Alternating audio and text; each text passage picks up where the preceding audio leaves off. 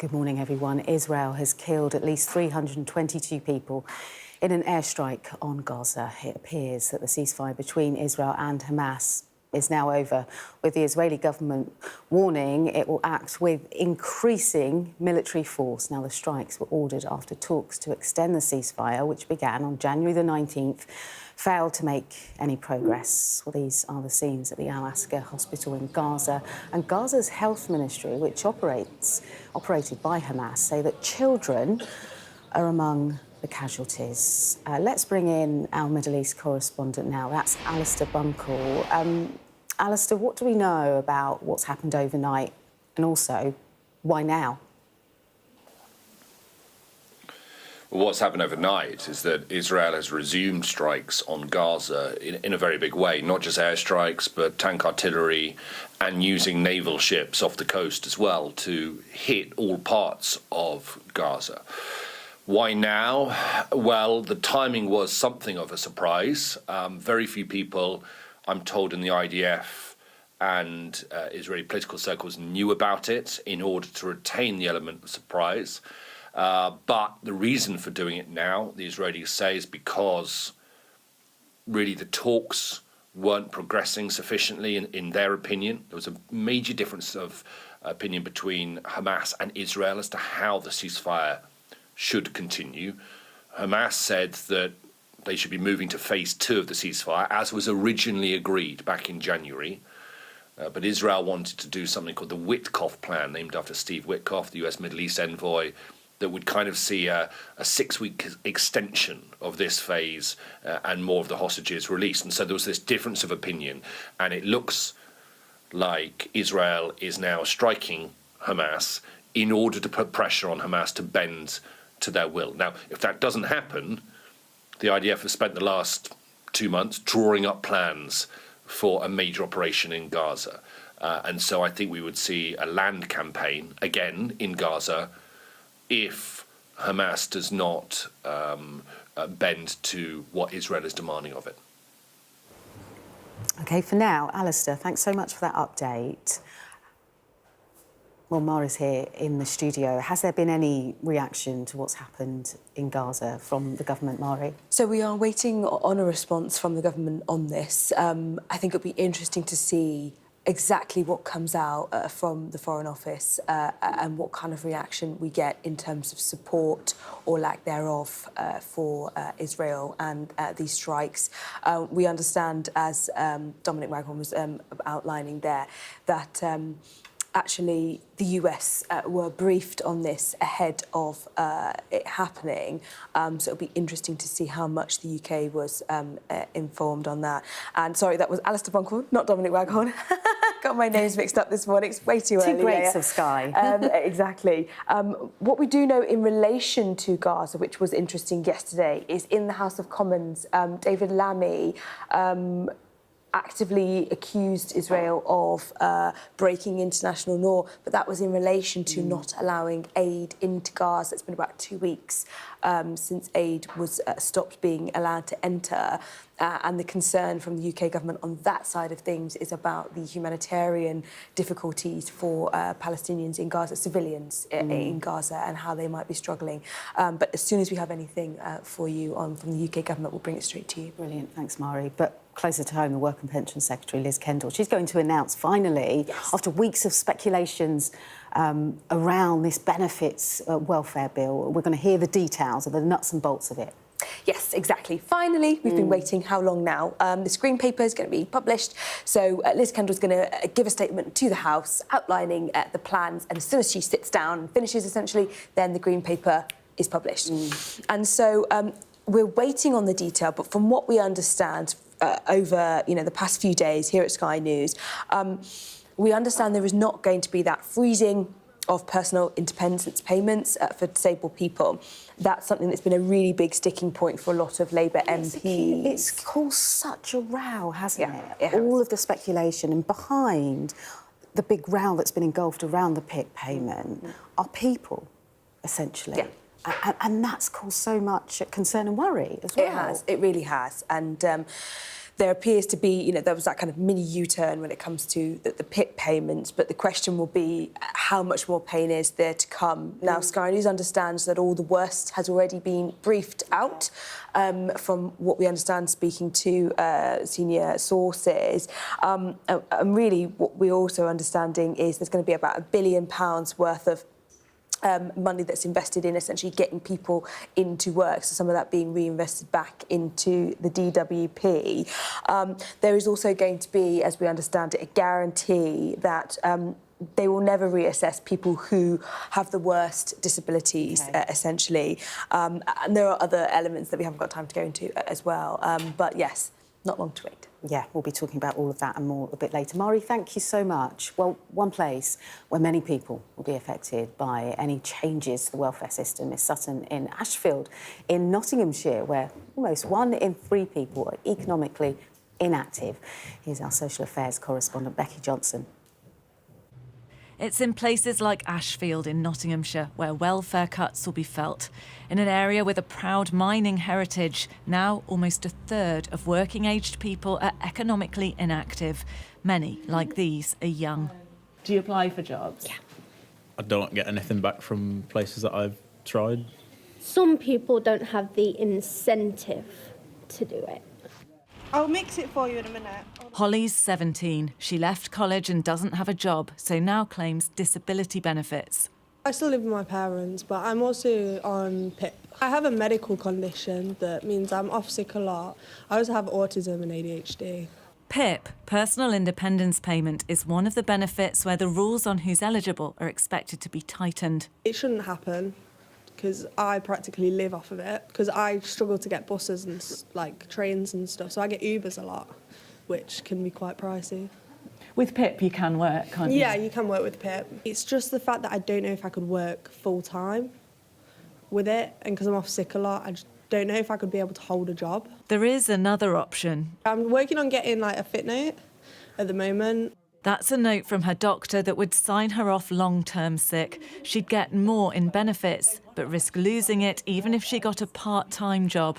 There are so many people I know that want to work, but just can't, and because of the fit note thing. People off sick can get around double the amount these job seekers receive. It's that perverse incentive that's being blamed for a surge in health-related benefit claims. Here are charities helping young people gain skills, but many end up opting out of work. Mental health is the largest barrier with our young people, and COVID was an impact as well. And they're just not really able to get out of their rooms. They haven't got that social confidence. You've sometimes got third-generation unemployment, and that role model is not always there. The government will argue that reforming the welfare system will make work pay and remove some of the disincentives to work. But targeting sickness and disability benefits will be controversial, with many arguing it will push some of society's most vulnerable deeper into poverty. Yeah, not too bad for our work. Former care assistant Alison was signed off sick 15 years ago due to multiple conditions. She's been living off disability benefits ever since and says she struggles to get by as it is. We did use the food bank the other day. That's the first time I've ever done that. And I felt right, degraded. And do you think if your benefits were cut? I'd be going there every week. I'd have to, or else I wouldn't be able to survive. It's why selling the changes to the public may prove difficult, while many Labour MPs feel strongly that the wrong people are being targeted. Becky Johnson, Sky News, Sutton in Ashfield. Oh, it's going to be such a big talking point this today, and we'll be speaking to the government about those welfare reforms this morning. Minister Pat McFadden will be with us at 7:15. Now, more children than ever are missing school, with the number of lost days of learning up nearly 70% in 5 years. Our home editor, Jason Farrell, has spoken to a student who dropped out of education for a year and another who's been rolled through 4 different schools before landing in a pupil referral unit. And here is his report. Tay John is in a pupil referral unit called the Haringey Learning Partnership. In the space of 2 years, he was excluded from one school and managed out of 3 others. He says his behaviour was triggered by grief, which the schools failed to understand. they were just looking at my record and judging me based on my record. And I felt like that's not really fair, especially when you don't know what that child's been through. And do you mind me asking, had you lost a friend or family member? Family member, my nan. I lost my nan. So obviously that was hard for me as well because I was staying with her as well. Losing someone as important like that, it kind of just drove me crazy. Like I just lost myself completely. A new report has found more children than ever are not in school. The number of lost days of learning is up nearly 70% in 5 years. And it's mostly vulnerable children who skip school, are excluded or simply disappear from education. So where are they? For Gary, the gym became his classroom. He's 17 now, but aged 14, his school ended up putting him in isolation. So he simply stopped turning up. Isolation is like a small place where you stay there all day long and they bring your lunch and food to you. You're not allowed to move from the desk unless you want to go toilet, where like you can only go toilet from break and lunch. Yeah. But other than that, you're there the whole day. Come on. With the help of a mentor from the charity Cape, he's built up his confidence one bench press at a time and is now getting a carpentry qualification. The system just doesn't work at the moment. Because like we're in England, we should be saying kids go to school. Yeah. But the reality is, no, okay, they've been out for so long, we got our GCSE results, that's not a risk I'm willing to take. And the schools are smart, they're not going to say that we don't think it's in the kids' best interest, which is a bunch of nonsense. It's in every kid's best interest to be in school. And the report authors say investment in keeping kids in education would pay for itself in the long term. For every permanently excluded child, we know they're going to cost the state at least £170,000 because they're going to struggle to access work, will lose tax receipts and also have higher welfare benefit expenditure. So that's just for the children we know about. But for every one child permanently excluded, we've got 10 more who are invisibly moving around the system. And so the report calls for better monitoring of where young people like Gary go when they disappear from education. Jason Farrell, Sky News. OK, let's take you through some of today's top stories now. And US President Donald Trump is expected to speak on the phone with Russia's Vladimir Putin later today, we believe. He says many elements of a final deal concerning the war in Ukraine have been agreed, and it's never been closer to a peace agreement. Back here, and the leader of the Conservative Party says it's impossible for the UK to reach its net zero target by 2050. In a speech today, Kemi Badenoch is expected to say the goal can't be achieved without a serious drop in living standards. Britain's legally committed to achieving its aim under a law passed in 2019. Climate change requires a response, but that response cannot bankrupt us, otherwise we will not deliver it. And that response needs to be one that the whole world follows, not just the UK. We need to start looking again at whether or not we should be delivering this by 2050 and what a new plan that gives us clean energy and energy security looks like. Thousands of independent pharmacies across England, Wales and Northern Ireland have voted to cut their opening hours and services from next month. This isn't a row over funding. Now, the amount they pay for medicines they supply for the NHS, well, that's fixed by the government. The National Pharmacy Association says it's suffered 10 years of real-term cuts. A French member of the European Parliament has suggested the US should give back the Statue of Liberty, claiming Donald Trump's administration doesn't represent the values that it stands for. The issue was raised at the White House press briefing. My advice to that unnamed low-level French politician would be to remind them that it's only because of the United States of America that the French are not speaking German right now. So they should be very grateful to our great country. Wowza. Germany's incoming Chancellor Friedrich Merz has said he's confident ahead of a key vote to unlock €1 trillion of loans, which he argues is needed to fund the army, invest in infrastructure. He needs a two-thirds majority in his country's parliament to pass the borrowing package. NASA astronauts Butch Wilmore and Suni Williams are finally on their way back to Earth. This is after their 8-day stay at the space station turned into a 9-month saga.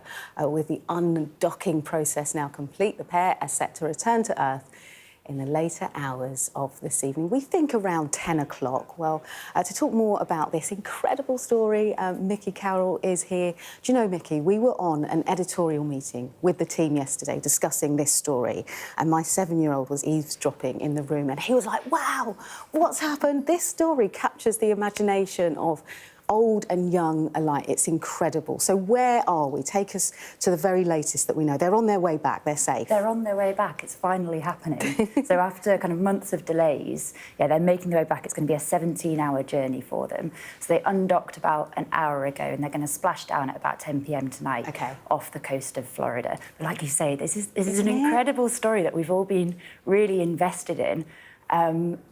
Because how often do things go wrong in space? You know, I mean, we hear about so many successful missions, but for them, it really did kind of look a bit ropey when they first got there. I mean, they were there to test out Boeing's new Starliner, which was this kind of, there was a big fanfare. It's supposed to replace or rival SpaceX's sort of astronaut ferry up to the ISS. But as soon as they docked, it was really clear there were huge problems, and that ended up leaving without them. And they got kind of stuck up there for, like you say, 9 months when it was just supposed to be 8 days. So who are they travelling back with, and what are they using? Are they using a SpaceX capsule now? Is that what they're going with, their backup? Yeah, exactly. So they're coming back on a SpaceX Falcon crew shuttle.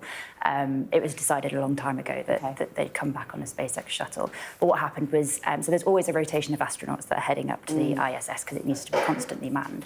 So in September, this crew 9, went up with 2 spare seats in their shuttle that were destined for Butch and Sunny. And they could have come back. I think this is really key. Stuck is such an ugly word that we've been using I mean, a lot. they look, from all the pictures that we're seeing, they look like they're having just the most incredible time. They're trained for this type of thing, aren't they? So when it did go wrong, they were well equipped to cope. Yeah, exactly. And they actually elected to stay there so that the other 2 astronauts could complete their mission. And they've done that now, so they can finally come home. They've kind of missed some birthdays. They missed the US election, but they're going to make it back home tonight. Oh, a good end to a story we've all been following. Mickey, thank you so much. Great to see you in the studio too. We're going to move on now because Conor McGregor's anti-immigration comments have been condemned by Ireland's Prime Minister. The mixed martial arts fighter met with Donald Trump for St Patrick's Day, and he praised the president for his stance on illegal immigration. Now, during the visit, he also called on Ireland to do more to stop the illegal immigration racket that was running ravage on the country. His words. McGregor is a controversial figure in Ireland after a woman who accused him of rape then won a civil case that was awarded more than £200,000 in damages. Well, Sky's David Blevins spoke to him as he left the White House. Conor, the Taoiseach says you don't speak for the people of Ireland. Your response to that? I am an employer of over 200 people, almost 300 people in the country of Ireland. He's an employer of none. Every available metric available to us has shown that the government of Ireland currently has failed the people of Ireland. In 10 years, Dublin city centre has gone from one of the most safest cities in Europe to one of the most dangerous. So shame on him for saying that, speaking down on an Irishman. I won't speak about him personally. Throw a jab, I could throw many jabs at them. I could throw jabs handily at them. However, I speak on the metrics, and the metrics show they've failed the people of Ireland. They do not represent the people of Ireland. Conor, and I'm what here. do you say to people who feel it's inappropriate for you to be here, given... God bless Ireland, God bless America. Yeah, brave man, that David Blevins. Let's take a look at your weather. A bright start and always a warm welcome. The weather. Sponsored by Qatar Airways. The good news is most of us should see some sunshine this week thanks to an area of high pressure which is dominating our weather. The temperatures are steadily rising too. Currently it's bright but chilly across Britain with a brisk wind in the southwest, and temperatures not quite as low across Ireland and Northern Ireland, but there's a bit more cloud there. And this morning the temperatures across Britain will quickly rise. It will feel pleasantly warm in the sunshine, but watch out for the brisk cold wind in the southwest. A bright start and always a warm welcome. Qatar Airways sponsors the weather. Still to come on the breakfast show for you. One of the few will reflect on the life of John Paddy Hemingway as the last surviving Battle of Britain pilot dies at the age of 105.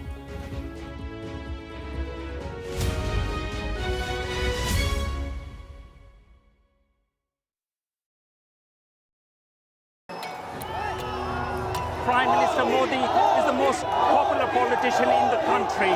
He is expected to win his third term in these elections. Jubilation in the streets, while some emotional. This is a political victory for Prime Minister Modi and his Hindu Nationalist Party, a promise fulfilled. I'm Neville Lazarus and I'm Sky's reporter based in Delhi. He paid over 50,000 to traffickers to get him to America. Instead, he was kidnapped, tied up and threatened by smugglers. A commando from the state force walks me through to a Mai Tai village on the front line. Firing to civilians and they're burning our house. We cross to the opposite side, held by the cookies. When they fire, we have to retaliate. Sky News get the full story first. Companies like these are helping India in its trajectory to be a serious player in space exploration. The enthusiasm is palpable. The young desire change. These elections are a pivotal moment for the country's economic and political history. The concern here is that the public healthcare system is inadequate. In a prayer, she's asking God to help understand what happened. I cannot carry on. God, help me. He says his world has crashed. Like him, there are scores of families searching for their loved ones. Too often have families endured such tragedies for the negligence not only by the administration, but also by spiritual people in this country. Free wherever you get your news. Even though it has few seats in Parliament, Kashmir is symbolic and very significant. It's often been called a nuclear flashpoint. I want to start the programme today with a name, a story that I can't get out of my head. The campaign has now started. This is your chance. Tell people. This is the Politics Hub. It's not correct. The tax burden is projected to go up. No, I am talking about no, but I'm not. This is my interview. Look, this is ridiculous. No one does care about us. I'm really interested in that. On the Politics Hub, we like to push the boundaries. He's got the majority. The question is, what is he going to do with it?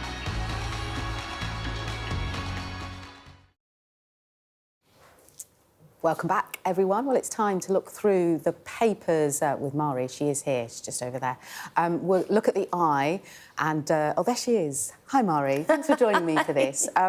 Look, as people are heading out, you know, to work or school, half eating a bowl of cornflakes, we're going to go through the papers for you so you don't have to. We'll start with the eye, and it's looking at that expected disability benefit cut, and it's suggesting that the Chancellor, this is the eye paper, Rachel Reeves, still hasn't managed to convince some cabinet colleagues that the changes should go ahead. So a rebellion there, a division perhaps in Labour that's starting to grow. Indeed, yeah. Now, in the Times, checks on sick benefit claimants to increase. That's the headline on the front page of the Times. Similar story there as well. Yeah, true. How about The Guardian? They're saying it's D-Day for benefit cuts. This is a Starmer face, as we said. A growing tide of opposition. There is The Guardian there. And it'll be interesting to see how he manages any of those backbenchers that voice their concerns, Maury. The Telegraph quotes the leader of the Conservative Party, Kemi Badenoch. Net zero is impossible by 2050. That, says the leader of the opposition, drops the target over fears of bankrupting Britain. Yeah, let's take a look, shall we, at the Metro now. And according to that paper, the state of Britain's road, this is a big one, isn't it? This is all about potholes. And it could take, essentially, 12 years and £17 billion to fix them properly. I know a lot of people at home, their pet hate is potholes, and I don't blame them. Don't forget to join me and Mari for our news review. That's later at 6:45. We'll delve into some of the headlines that we've just spoken about. Now, the last surviving Battle of Britain pilot, that's John Paddy Hemingway, has sadly died. He passed away yesterday at the age of 105, 80 years since he fought in the Second World War. We had to mark this story today. Sadia, what an amazing, gorgeous human he was. Absolutely. John Paddy Hemingway was a revered figure in British aviation history, and anyone that knows that quote by Winston Churchill about in the field of human conflict never has so much been owed by so few. Well, John Hemingway was one of those few. In 1940, he was just 19 years old when he took part in the Battle of Britain to defend our nation from the Nazis. His squadron had shot down 90 enemy aircraft in the space of 11 days, so quite an incredible number there. But he also came under attack a lot, and it is the stuff of Hollywood films. When I was reading about this morning, the amount of times he bailed out of his aircraft, this is the way you abandon your aircraft and jump out. The number of times he did that, I mean, I thought you do it once and then you don't fly again. 4 times, twice in 1940, once the following year, during which he hurt his hand, his parachute failed to deploy, it got caught in a tree which broke the fall, and then another time, a 4th time, into enemy territory, and then had to contact Italian partisans who had to come and get him, rescue him, and send him back to his squadron. So incredible, what an incredible career he had. And there were tributes overnight from the Prime Minister, but also the Defence Secretary, who said, Hemingway's generation understood the importance of freedom and sacrificed so much to achieve it. Well, his death was announced by the RAF last night, who described him as a quiet, composed and thoughtful and mischievous individual. They said his courage in the face of overwhelming odds demonstrated his sense of duty and the importance of British resilience. He died last night at the age of 105. Oh, beautiful. Sadia, thank you so much. Really glad that we reflected that on Breakfast today. Do stay with us. Coming up after a short break, how 250,000 children could be missing out on free school meals. We'll be discussing that. And then in sport, Lord Coe set to allow boxing back into Los Angeles in the Olympics in 2028 if he becomes new president of the IOC.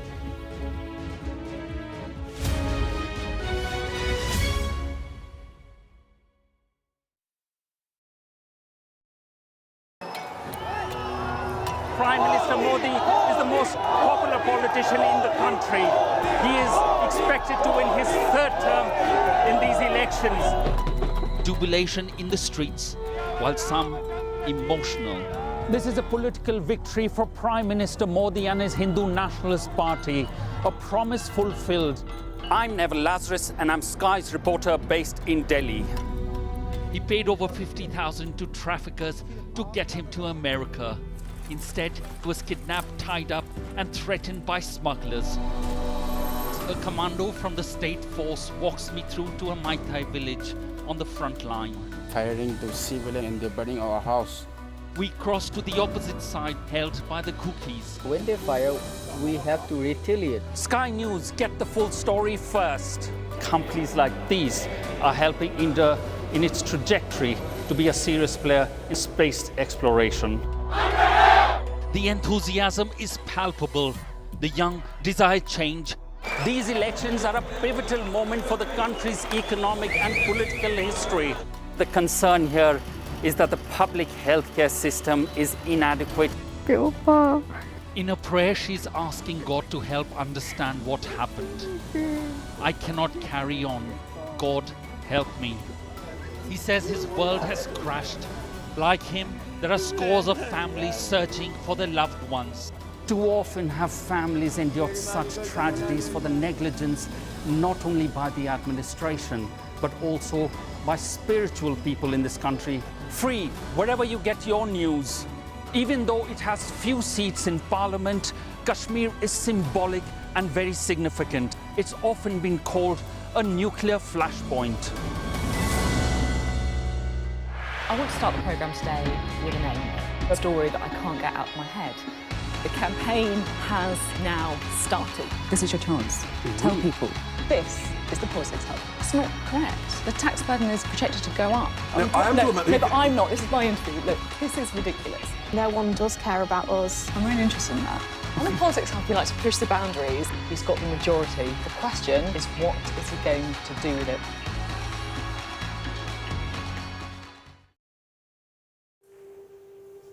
Welcome back, everyone. Our top stories today. Gazan government officials say 322 people have been killed in Israeli strikes.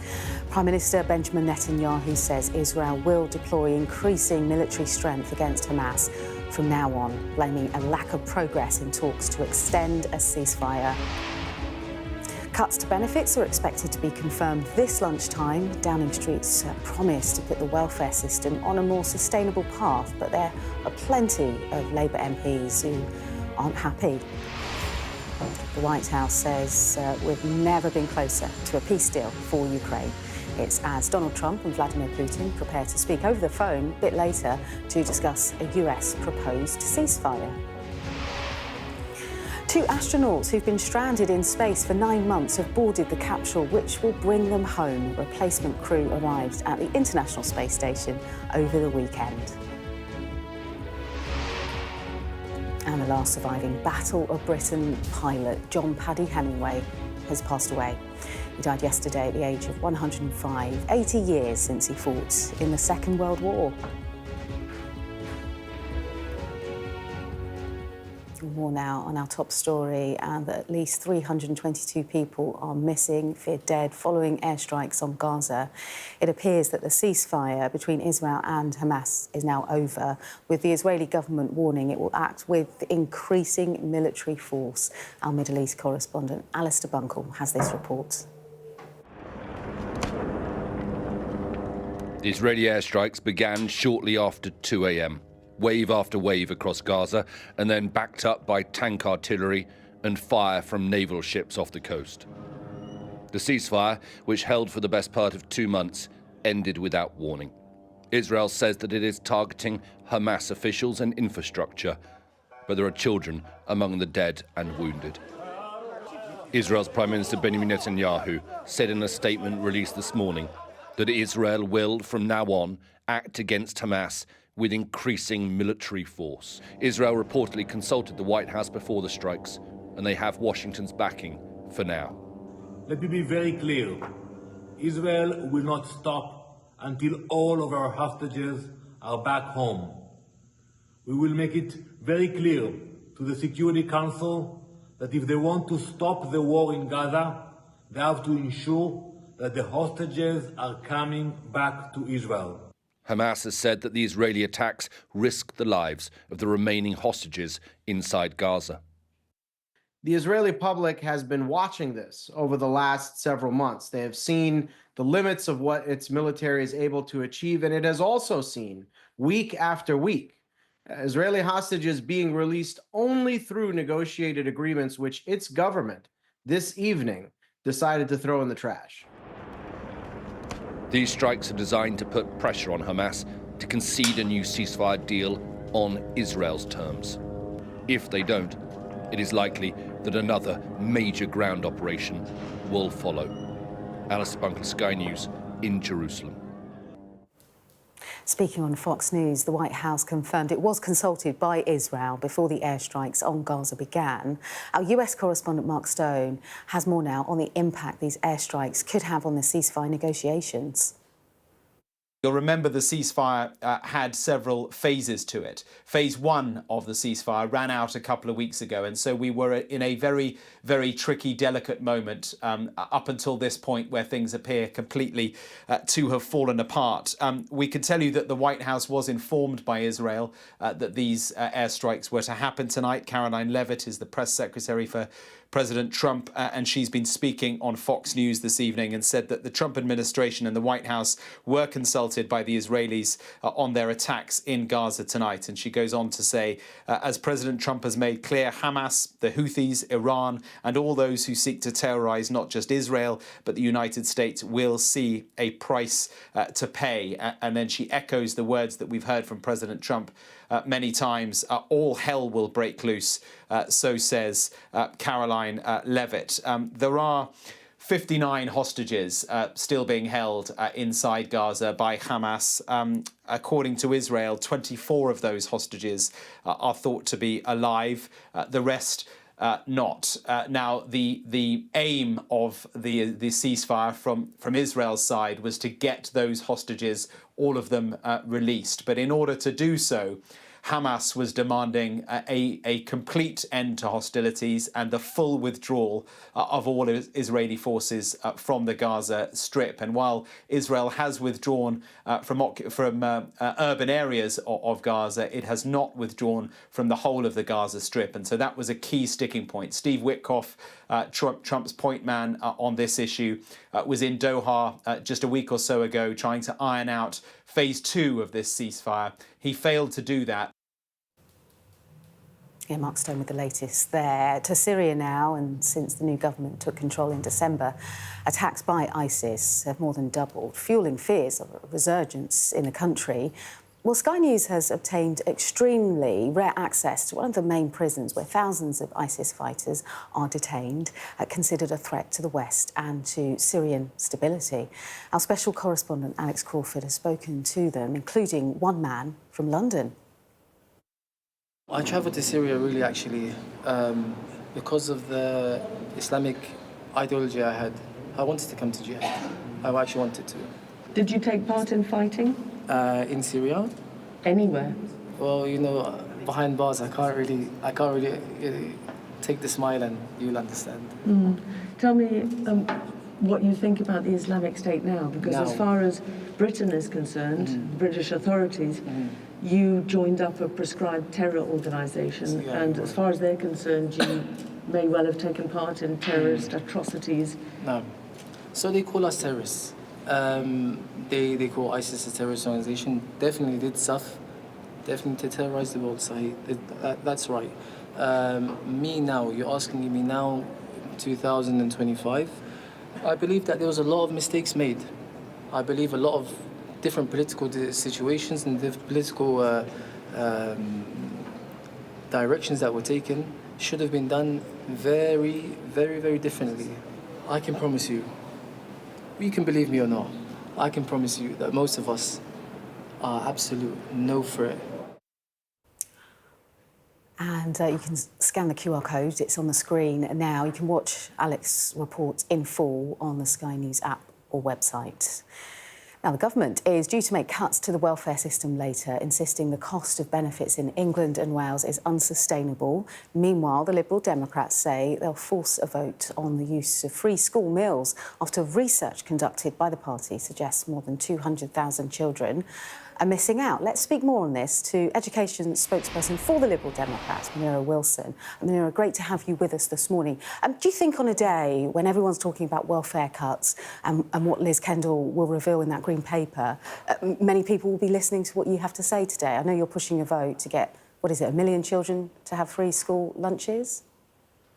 Yes, well, a Liberal Democrat analysis has shown that despite the fact that a number of children in deep poverty are entitled to a hot, healthy meal in the middle of the day, about 1 in 10 of them simply don't receive it. And so that's why Liberal Democrats are pushing a vote today to ensure that children eligible for a free school meal are automatically enrolled, and actually more children who are in poverty are eligible for a lunch, because we know that a hot, healthy meal in the middle of the day helps children to concentrate, helps them to learn, helps them to behave better. Yeah, I mean, lots of parents watching this will completely agree with that sentiment. During a cost of living crisis, when money's tight and schools are talking about, the restrictions they have on their budgets to make really good, healthy food, how would you fund it? So there is already funding available for infant children, but Liberal Democrats have said we would reverse some of the Conservatives' tax cuts for bankers that were made in the last Parliament, for instance, to help put a healthy meal in front of some of our poorest children, both in primary and secondary school. Because if children aren't happy, healthy and well fed, they're not really in a position to learn. And we know that this saves parents time and money, it improves nutrition, and it improves education outcomes. So we really hope that a government that says it's committed to opportunity will look at our proposals seriously to automatically enrol children for free school meals, as well as raise the eligibility threshold for families who are really struggling to put food on the table week in, week out. So you would agree then, wouldn't you, with, say, a Labour scheme by the Mayor of London, Sadiq Khan, that offers free school meals to all primary school-aged children? You would say that's a good initiative from Labour?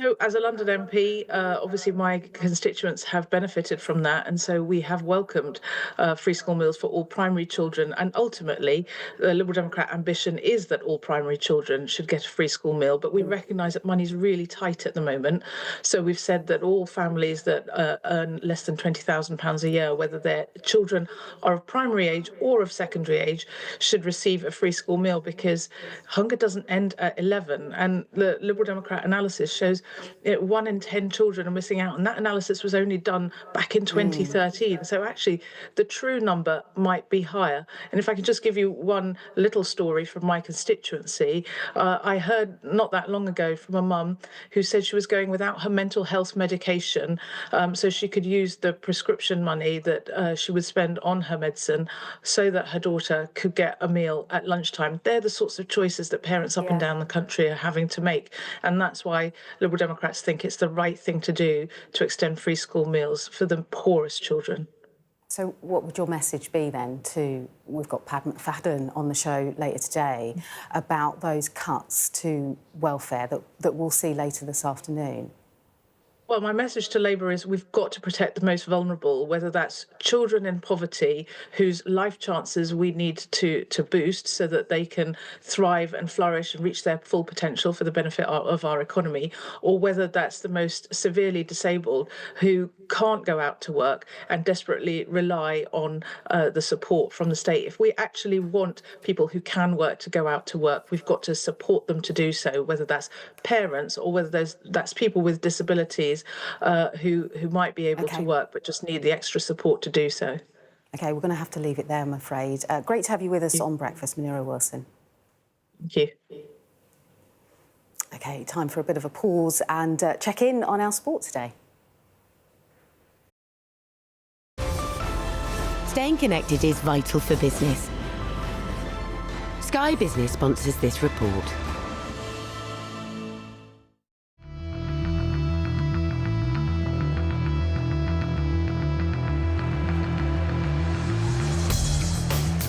It's no secret Wenger needs world-class defenders. Dozens of clubs are sure to be keeping an eye on Campbell's contract talks. Arsenal always had to identify the talent. It was never my decision, because he had to coach them, he had to motivate them, he had to train them, and I effectively executed his wishes. Once we knew that Sol Campbell could be available, then we had to go into overdrive, because he was such a prized possession. Arsenal's history, we were trying to win trophies, and by adding Sol Campbell to that defence, it meant that we were going to win more trophies, because he was that much of a good player. If you want to be successful at club level, then you've got to keep your best players, and Sol Campbell, without a shadow of a doubt, is one of those. Obviously, it's so important to the team. I mean, Sol's a great player. I'm sure if Sol was put up for sale, then every club in the world maybe would want Sol Campbell in their team. He's a very private person. No one really knew what was going on in the background. There must have been huge amounts going on, a lot of speculation. Never about Arsenal, by the way, always about Inter Milan or Bayern Munich. And I think that would have been accepted from the Tottenham faithful.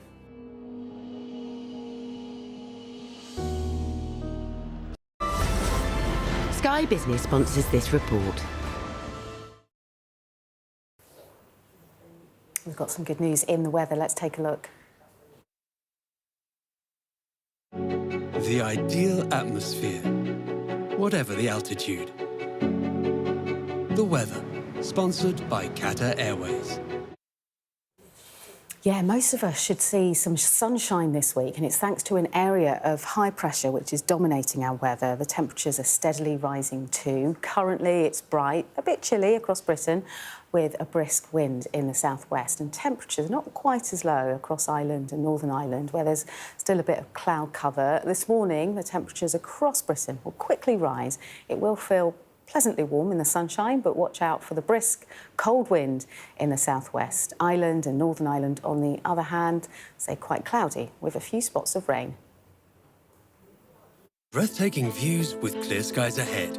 Qatar Airways sponsors the weather. Still to come on The Breakfast Show, we'll be discussing the stories making headlines in today's newspapers with Mari. That's coming up next.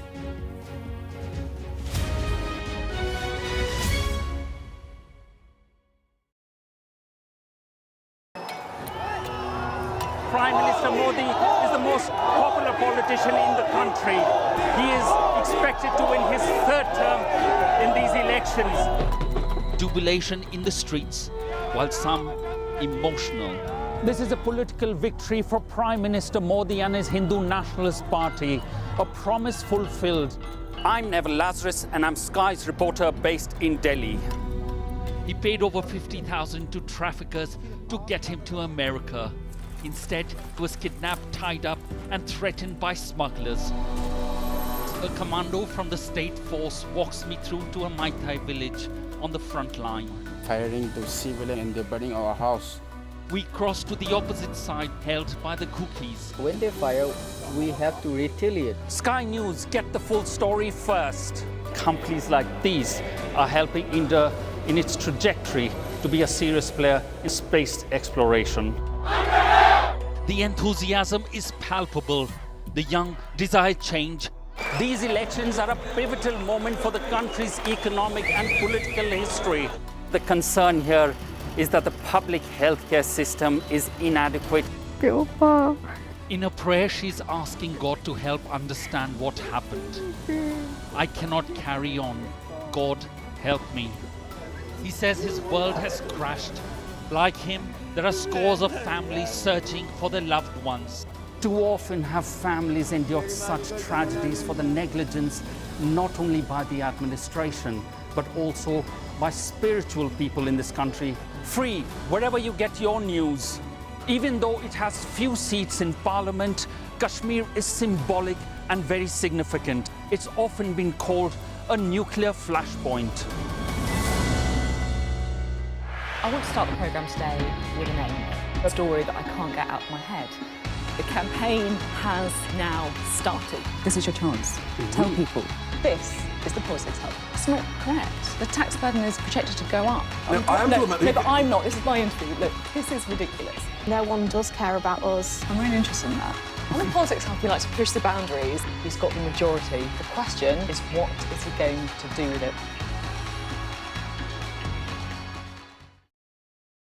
Sky News, get the full story first. Is this now all your territory? Yeah. The battlefield is outside the barricades.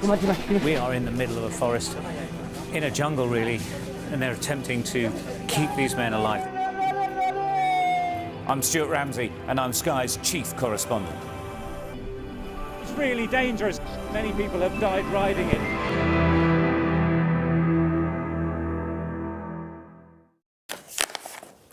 Oh, welcome back, everyone. We're going to kick off our news review very shortly, but first, let's take a look at what's coming up at 7 o'clock with Wilfred Frost. At 7:15, Cabinet Office Minister Pat McFadden. Lots to get into there, of course, with the government, not least the threat of a backbench rebellion over the welfare reforms. So that's coming up there. Then, as Kemi Badenoch says, the Conservatives plan to abolish their pledge to meet net zero by 2050. We're going to get reaction, of course, from the Shadow Energy Minister, Andrew Bowie. That's at 7:30. We're going to touch on that in our news review too. And then we'll ask why new Canadian Prime Minister Mark Carney chose Europe as his first overseas trip rather than the United States. I can give a good idea as to why. We're going to speak to Canada's High Commissioner to the UK at 8:15. Of course, a choice between the US and Europe. I think I know why he picked Europe. Anyway, Mari's here. We're going to go through the papers. This is my favourite part of the 6 hour. Same. A little natter, a cup of tea and the guess papers. What? Go on. For the first time in a long time, yes, it is daylight outside while we're doing the paper review. I was going to mention how we've got this beautiful sunrise over Millbank, the location of breakfast. We made it through the winter. We have, people, we have, and thank you so much for your company during those dark mornings. Let's kick off with, please, Mari, the Daily Telegraph, because, you know, I remember back when we covered COP26 and climate was so fashionable to be on trend with climate goals.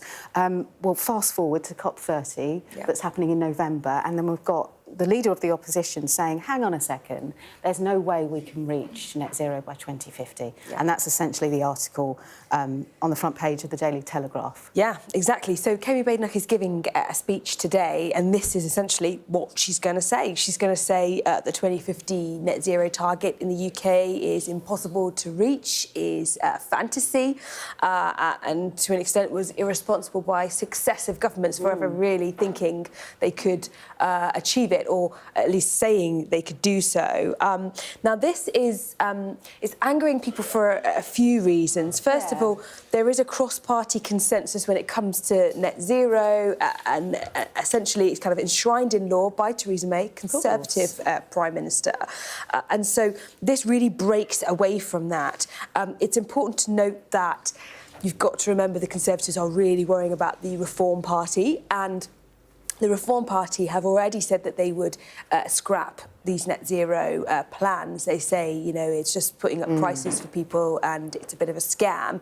And clearly, Kemi Badenoch and the Conservative Party are alive to that threat and some of the policy areas that the Reform Party are talking about and pledging things on, and they want to try and neuter some of those threats. So if you think about the most kind of controversial elements of the net zero plans, it's really things like petrol cars and gas boilers. People love their gas boilers. People get very frustrated when you try and take them away from people and tell them they should have ground source heat pumps instead. And again, my gas boiler's on the blink at the moment, I'll tell you that. There you go. And the same with cars. Some people, you know, love an electric car. Other people really emotionally it's hard sometimes, isn't it? To get an electric car, you need to have access to the charging drive, points, a charging point outside and the your infrastructure. This is part of the problem with electric cars. Is the infrastructure really isn't there yet. The industry is there, but the infrastructure isn't, and so people end up struggling to find charging points while they're travelling around the country. So this is really what Kemi Badenoch is going to talk about today. And what she's also saying is that it's actually kind of pointless for the UK to be stressing out about net zero while other countries are not doing the same. And so what she's saying is, you know, responsible leaders don't indulge in fictions, particularly without the rest of the world doing the same. And this has always been the argument on those who are more sceptical of net zero, is that the UK's net zero targets and net zero ambitions are somewhat irrelevant if big emission emitters like China, the US, India, continue to do what they're going to do, then essentially our contribution is going to make almost no difference to global climate change. And therefore, what they're saying is, unless they come with us, there's no point. OK, I'm sure we'll hear more about that throughout the day.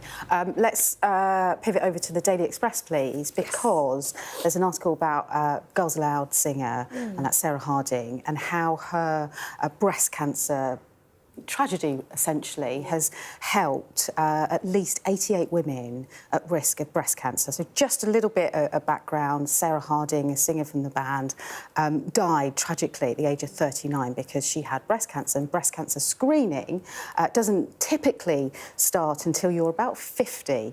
And what this study has done is it looked at women from the ages of 35 to 50, and they identified 88 young women who had breast cancer. And when it's caught early, it's treatable. So out of such a tragic story, it's something positive, which I think is wonderful to reflect this morning. She died so quickly after being diagnosed, and that was because there isn't screening for younger women. So I just wanted to highlight a feel-good story out of something that was so tragic and so sad, that more women are being scanned much younger, and it's preventing a cancer that is treatable once caught early. We've got 1:30 left on the programme. What should we go to next? OK. What should we squeeze in? OK, let's not do Cabinet, because we're going to talk about that all morning. Absolutely. How about we talk about children's education? Go on then, take it away. So the Times has got this piece here, really interesting. So there's a study being commissioned by the Education Secretary about education in the UK. And really what it's finding in its interim findings, this is just the interim findings, the final report will be in autumn. They're finding that schools are being incentivised to neglect vocational and art subjects in favour of more traditional GCSEs. So what they're finding is that the English Baccalaureate, which was introduced by Michael Gove, is focusing on subjects like geography, history, modern languages, maths, science, and leaving behind arts, music, drama, vocational things. And what they're concerned about is actually that is pushing certain groups of students out of the education system. They're not engaging, they're not enjoying it, and it's too rigid. And therefore, actually, the focus needs to be on bringing high standards across. So there's a quote here, interestingly, where they say, in practice, high standards too often means high standards for some, and they want high standards for all. The argument with education, ideologically between Labour and Tory, is that Labour want mediocrity for everyone. Tories would rather the two extremes, so great and terrible.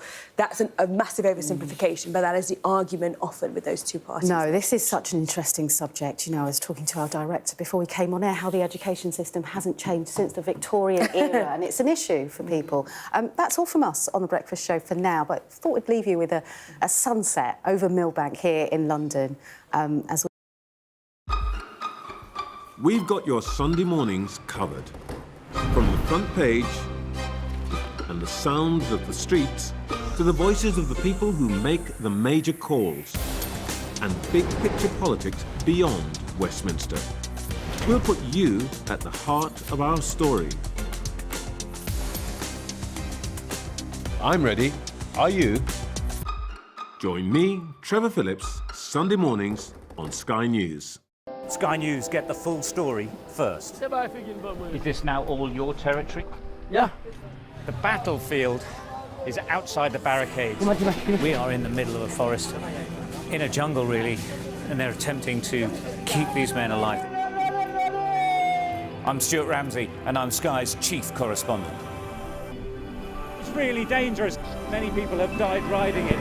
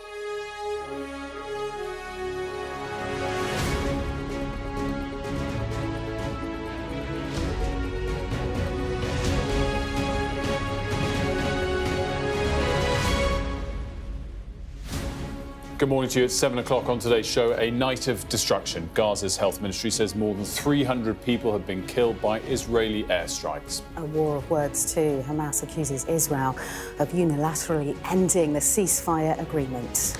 We'll hear what the British government thinks in the next few minutes. We'll be joined live by Cabinet Office Minister Pat McFadden. It's Tuesday, March the 18th. Your headlines.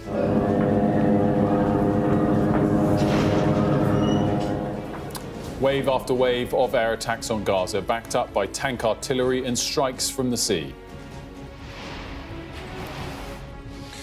Israel says that it could escalate its operations, including a major ground offensive in Gaza, if Hamas does not agree to a new ceasefire on Israel's terms.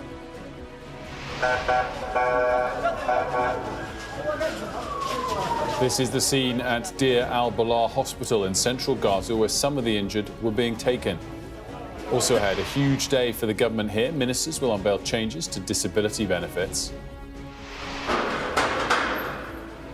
Sky News goes inside the forgotten prisons of Syria, holding inmates belonging to ISIS. And 2 astronauts stranded in space for 9 months are finally on their way back to Earth.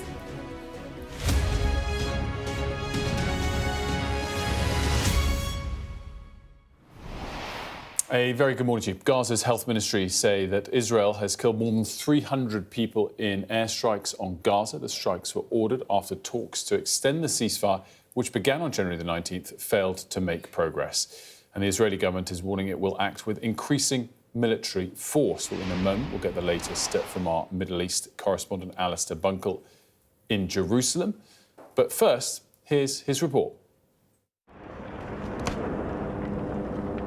The Israeli airstrikes began shortly after 2 a.m, wave after wave across Gaza, and then backed up by tank artillery and fire from naval ships off the coast. The ceasefire, which held for the best part of 2 months, ended without warning. Israel says that it is targeting Hamas officials and infrastructure, but there are children among the dead and wounded. Israel's Prime Minister Benjamin Netanyahu said in a statement released this morning that Israel will, from now on, act against Hamas with increasing military force. Israel reportedly consulted the White House before the strikes, and they have Washington's backing for now. Let me be very clear. Israel will not stop until all of our hostages are back home. We will make it very clear to the Security Council that if they want to stop the war in Gaza, they have to ensure that the hostages are coming back to Israel. Hamas has said that the Israeli attacks risk the lives of the remaining hostages inside Gaza. The Israeli public has been watching this over the last several months. They have seen the limits of what its military is able to achieve, and it has also seen, week after week, Israeli hostages being released only through negotiated agreements, which its government, this evening, decided to throw in the trash. These strikes are designed to put pressure on Hamas to concede a new ceasefire deal on Israel's terms. If they don't, it is likely that another major ground operation will follow. Alistair Bunkle, Sky News, in Jerusalem. And here are some scenes live at the Al-Aqsa Hospital in Gaza. Gaza's health ministry, which is operated by Hamas, say that children are among the casualties. As we mentioned earlier, their number of reported dead was over 300. Let's bring in Ali. He's live in Jerusalem for us this morning. Ali, did we get warning of this? Were we expecting it? And what have we heard from, most notably, the US among the international community? No warning of this. That was deliberate, actually. Israeli officials have told me that the plans for these strikes were kept in a very close circle so as not to give any full warning to Hamas and to retain the element of surprise. So no indication that these strikes were going to be carried out overnight. I suppose, as to the question, was it a surprise? Yeah, I think maybe, the specific timing was a surprise.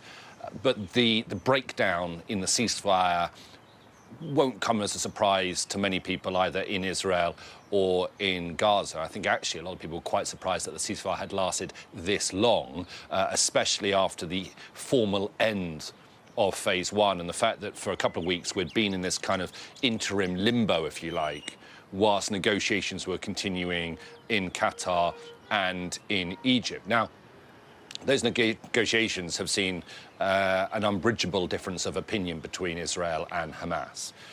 Hamas, I should say, both sides have been saying they want to continue the ceasefire, but Hamas say they want to continue the ceasefire along the terms that were originally agreed upon back in January, and that is now a move into phase 2 of the ceasefire. Now, a move in phase 2 would see a full Israeli withdrawal from Gaza, an official end to the fighting, and the end of Hamas rule.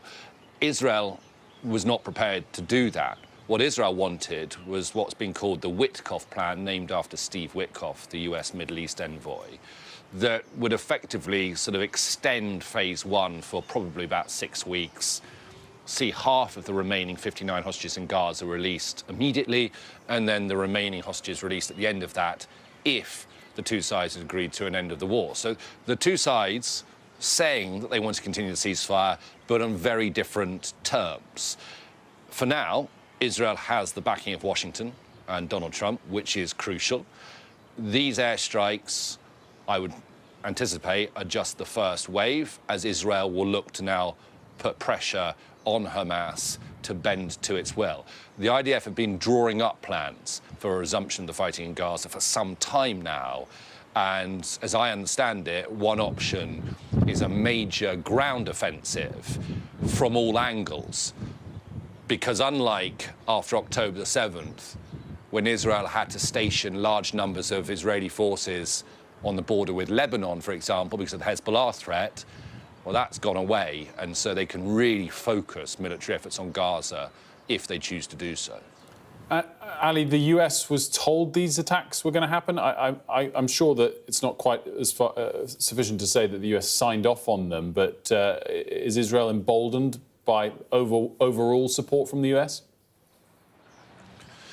Yeah, they are, and the White House was informed that these attacks were going to happen, and I suspect there was some sort of nod and a wink from President Trump, because these days, as we've seen in so many parts of the world, people are either reluctant or unable to act without the approval of Donald Trump. And I think, privately, and they won't admit this publicly, the Israeli government have seen the treatment that President Zelensky got when Donald Trump was unhappy with him. Trump wants peace, whether it's Ukraine, Russia, whether it's Gaza, whether it's a new nuclear deal with Iran. And so the Israelis are very conscious of that, of not annoying the US president. And so they will make sure that their actions are coordinated to a degree. And for now, they do have the White House backing. I wonder for how long, though. I wonder how long Donald Trump will be happy to see a renewed conflict in Gaza continue. Very quickly, Ali, it's just been reported by Reuters that the Israeli army has issued an evacuation order for some areas of Gaza, suggesting more of the same to come. Well, if you were going to have a major ground offensive, and if what I was saying earlier proves to be accurate, that it could come from all angles, then yes, I think they would look to try and force Gazan civilians into the humanitarian zones like Al-Mawasi, as we saw beforehand. So that would give the IDF some freedom of operation, freedom of movement in major urban areas. Ali, as always, thanks so much. Alistair Bunkle there in Jerusalem. Mari, it sounds like the White House was told about this, as Ali's reporting and Mark Stone has been reporting. Was the UK? What's their response been? Well, we don't know. We haven't heard anything. We've been chasing the Foreign Office all morning. I haven't had any response whatsoever. It'll be interesting to see when you speak to Pat McFadden in about 5 or 10 minutes what he says the government reaction is to this and how much information he divulges. Comes on the back of some pretty tasty rhetoric or significant rhetoric from David Lammy yesterday. Exactly. So yesterday in the House of Commons, David Lammy, the Foreign Secretary, accused Israel of breaking international law. Now, that wasn't about these airstrikes. airstrikes. That was about stopping aid entering Gaza for about 2 weeks now. And essentially, David Lammy openly said to the House of Commons that he felt that was a breach of international law and it had to stop and it was not acceptable. That is really the furthest we have seen the UK government go in terms of its criticism of Israel in a very long time. And clearly, it marks a slight shift in tone. It certainly does. Well, we'll see what Pat McFadden says, expecting similarly firm words, given what David Lammy says yesterday. He's joining us, as you said, 5 or 10 minutes. Big day domestically. Talk us through all of the significance of what we're going to learn today. So the wait is finally over. How long have we been talking about these welfare cuts and exactly what we're going to find out? So the Green Paper is published today. Liz Kendall, the Work and Pension Secretary, is going to be giving a statement to the House. Could be as early as 1 o'clock. And as soon as she takes her seat, after her statement, it's published and we can really start to pore over the detail.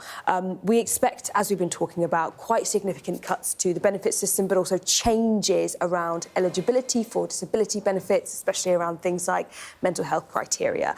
And what we also understand is that for now, it appears from what we're being told, the worst is already out, the worst has been briefed, so there shouldn't be much more outrage, as it were, from Labour MPs. There's always a rabbit out of the hat in a budget, so there's probably going to be a surprise. There is, however, Labour like to say that they don't want to do the politics of pantomime anymore, and they are trying not to do rabbits in the way that Boris Johnson, for instance, was known for. So it'll be interesting to see whether they stick to that or if they fall back into the kind of status quo on that. And what time does that start happening? So it could be as early as 1 o'clock, but it's flexible because the House of Commons business is always a little bit flexible. Right, great stuff. And as we said, we'll talk to Pat McFadden in about 5 minutes. Now time to get you up to speed on all the day's other stories. Leah's got those for you. Thank you so much, Wilfred. US President Donald Trump is expected to speak on the phone with Russia's Vladimir Putin. That's happening later today. He says many elements of a final deal concerning the war in Ukraine have been agreed, and it's never been closer to a peace agreement.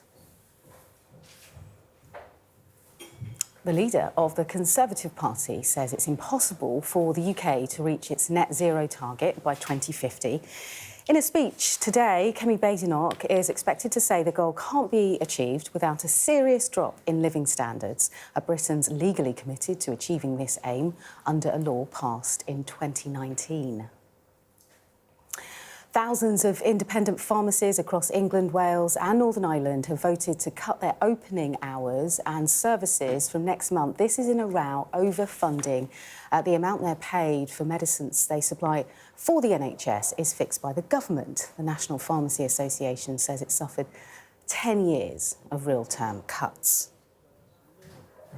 Germany's incoming Chancellor, Friedrich Merz, has said he's confident ahead of a key vote to unlock €1 trillion of loans, which he argues is needed to fund the army and invest in infrastructure.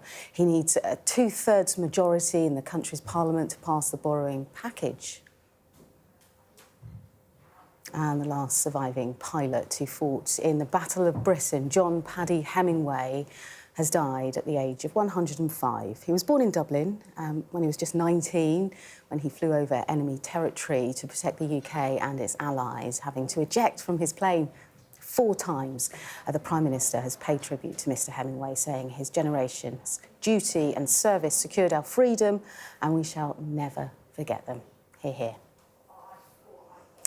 And NASA astronauts Butch Wilmore and Sunny Williams are finally on their way back to Earth after an 8-day stay at the space station turned into a 9-month saga. With the undocking process now complete, the pair should be back on Earth, we believe, by roughly 10 o'clock this evening.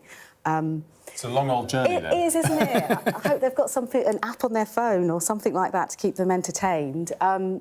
Mickey, this has been an incredible story. People at home have been following this. Us in the office have been really excited about it too. I mean, yeah. It's been amazing. So they're on their way home. Why does it take so long, first of all? It's an incredible journey, isn't it? Well, because it is an incredible journey. They've got to kind of smash through the atmosphere, and then their shuttle will really kind of slow down a really kind of fast pace, and they'll get all of this G-force onto them. It's a really kind of tough journey. All the movies that we see. Exactly. It's I mean, like space is as dramatic as we all think it is.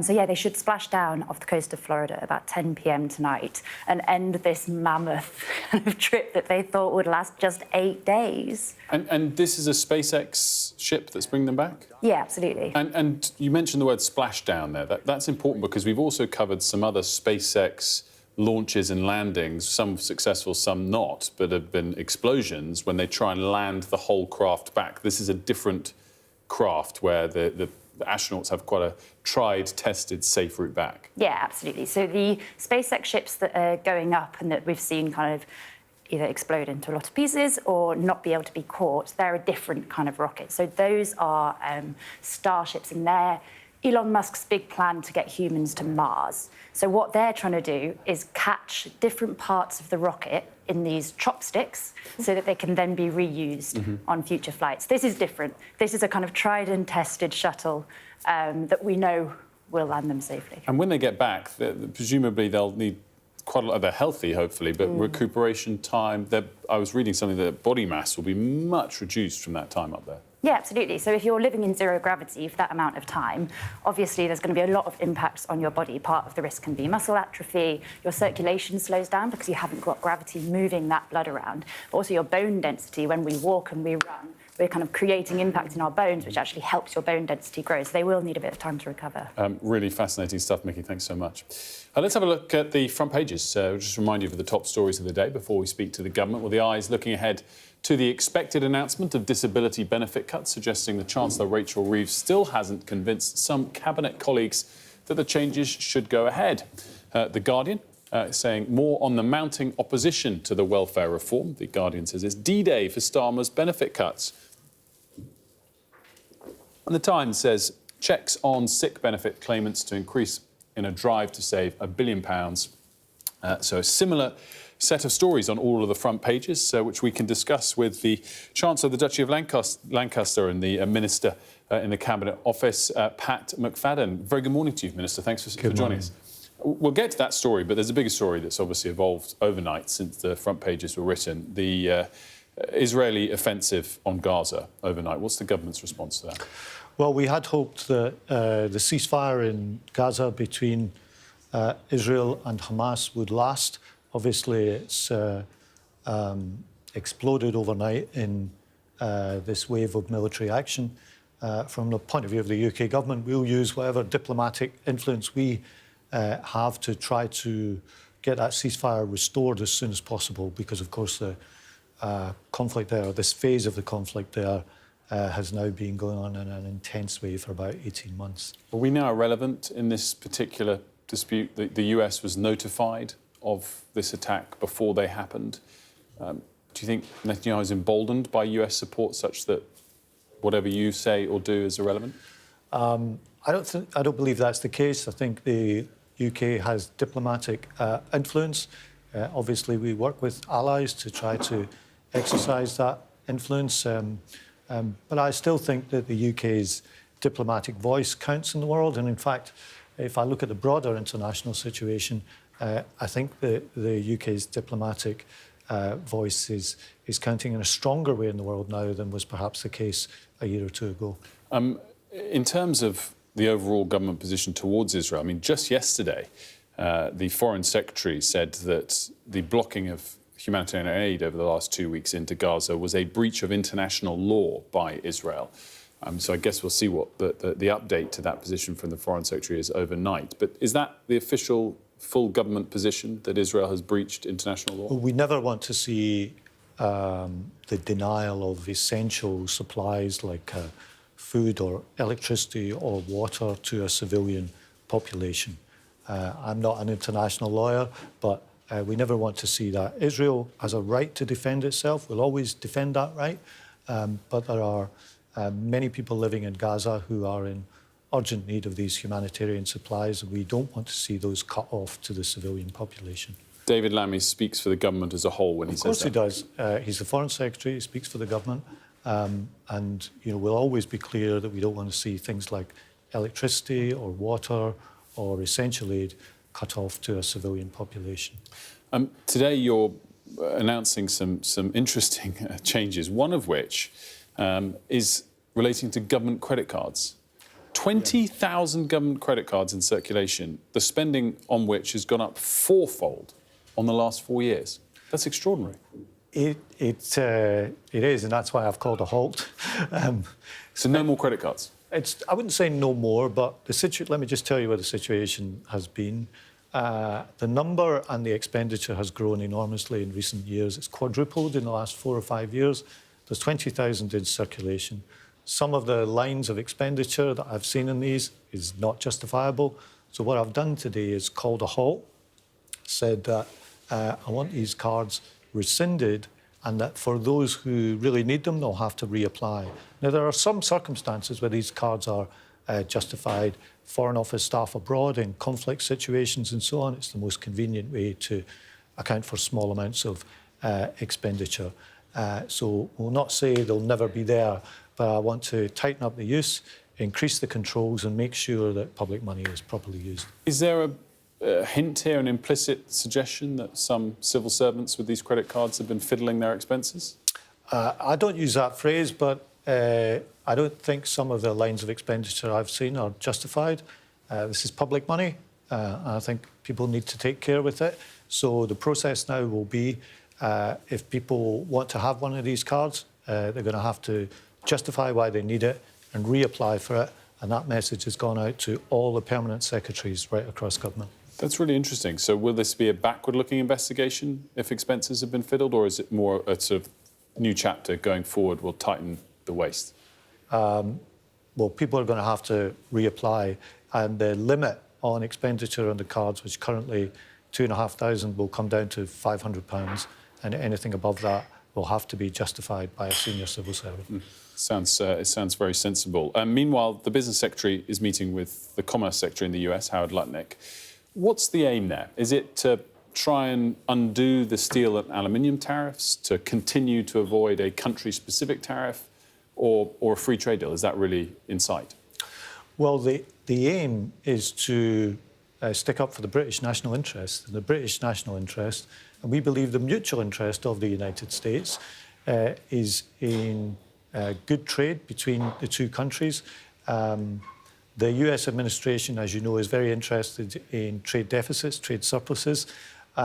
We are in roughly trade balance with the United States. And so my colleague, Johnny Reynolds, the Business Secretary, is there to speak with the Commerce Secretary, Howard Lutnick, to argue that it's in both our countries' interests to have free trade between us. That's certainly in the interests of somewhere like where I represent, in the West Midlands, where we've got a lot of manufacturing companies. So I wish the Business Secretary well, and I think this is in the interests of both the UK and the United States. Big announcements coming today on welfare. Is the Cabinet united? I think the Cabinet is definitely united behind dealing with the problem of a welfare system which has seen more and more people going on to long-term sickness and disability benefits in a way that makes us an outlier compared to the rest of the G7. We're the only major industrialised nation which has a lower proportion of people in work now than before the pandemic. There's about 2.8 million people on long-term sickness and disability benefits right now. If we don't do anything about this, that number's projected to grow to more than 4 million people by the end of the decade. And remember, these are working-age people. And so what we want to do is put in place a system which has support there for people who can't work, that will always be there, but also support for people who, with a bit of extra support, could work. No doubt some Cabinet members will support the measures more than others, or particularly how you're going about addressing that problem. Will there be a resignation? What is the chance of that? Look, I don't see why there should be, because as the party of work, the party of Labour, we want to do everything we can to support people who could work, get into work. And right it's really now, fascinating that you're not sure that there won't be one, but that there's that level of potential disagreement still. No, I don't see why anyone should make that move and resign over this. 200,000 of those 2.8 million say they would work right now with a bit of support. We think that number can grow. That's in their interests and in the country's interest as a whole. So my colleague, the Secretary of State for Work and Pensions, will be bringing forward a package of reform later today, and at its heart will be making sure there is support there for people who cannot work, but also support for people who, with a bit of help, could get into work. That's what we want to do. We'll be watching when she makes that announcement, and it sounds like you need a little bit of good luck for your cabinet meeting as well before that. Thanks so much for joining us, Pat McFadden. Great to see you as always. Let's bring you up to speed with the latest coming out of Gaza. As we mentioned earlier, overnight there were airstrikes, and Gaza's health ministry is run by Hamas. That says that more than 300 people were killed by the Israeli strikes. They've accused Israel of unilaterally breaking the ceasefire, which began in January. Israel's Prime Minister Benjamin Netanyahu ordered the strikes after Hamas refused Israeli demands to change the ceasefire agreement. And the Reuters news agency has been reporting in the last few moments that the Israeli army has ordered Palestinians to evacuate from some areas of Gaza, perhaps suggesting there is more to come. Let's now get the response from the Conservatives. Andrew Bowie joins me, Shadow Energy Minister and Shadow Scottish Secretary. Very good morning to you. Thanks for joining us. What is Conservatives' response to the seemingly end of the ceasefire, I guess? Yeah, of course, it's very disturbing to see, and what we ultimately need to see is a sustainable peace in Gaza, in Israel. That, of course, begins with Hamas releasing the rest of the hostages that were taken last October. That is the starting point for, I think, where we will need to get to if we're going to have a sustainable and lasting peace in the region. But, of course, that's what we want to see. And, of course, it's very dispiriting to see bombs falling yet again in a part of the world that has suffered too much death and destruction over the past few decades. We're waiting to hear for the details of the pensions reform, from the Pension Secretary on the welfare reform. The gist of what we're expecting, do you think the Conservatives will largely support? Well, look, I think that if what we hear today is a clear plan to reduce the benefits bill, to get more people into work and to deliver for this country, there will be more agreement from the Conservative benches than they seem to have on the Labour benches. But we don't know the detail of that plan. We will have to wait and see what the government announces later today. It does seem like the Prime Minister has bottled it somewhat and is walking back from the more significant announcements that were being trailed last week. As I said, we'll have to wait and see what the announcements are. We do want to see reform of the welfare system. We went into the last election with a manifesto commitment to reduce the welfare bill by £12 billion, to get more working-age people back into the workplace. That's good for them, their families, their communities, and indeed the wider country. And if that is what we hear today, then that's good. But as I said, the Prime Minister did seem to be walking back from that last week, and we'll need to wait to hear the rest of the detail later today. Obviously, your leader gave a big speech yesterday. You're launching this new policy renewal programme. Yeah.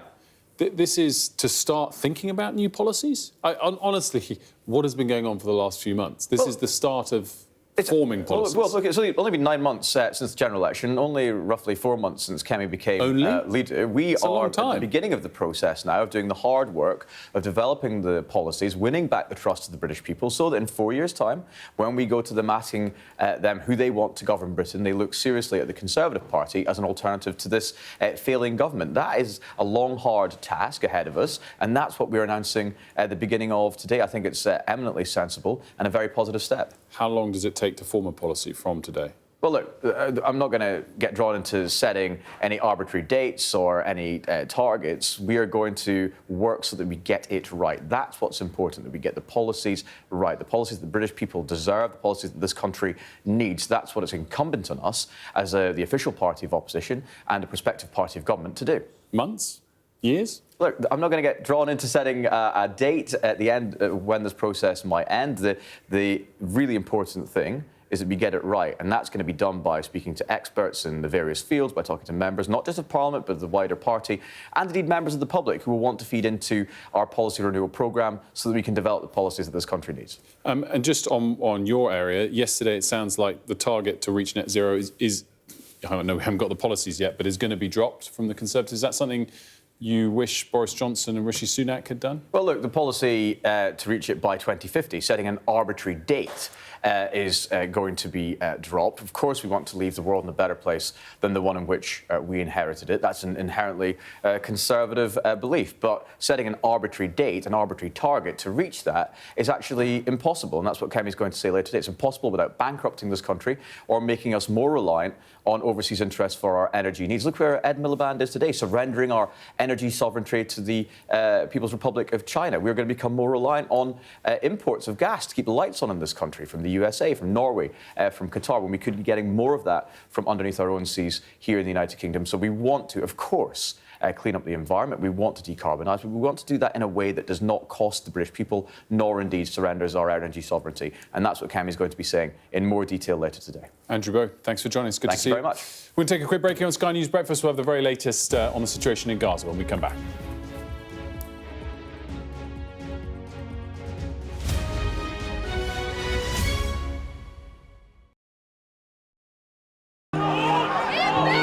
Mayhem in the Middle East, rippling in America's West. Get back! Get back! The resolve of these protesters is now being seriously tested.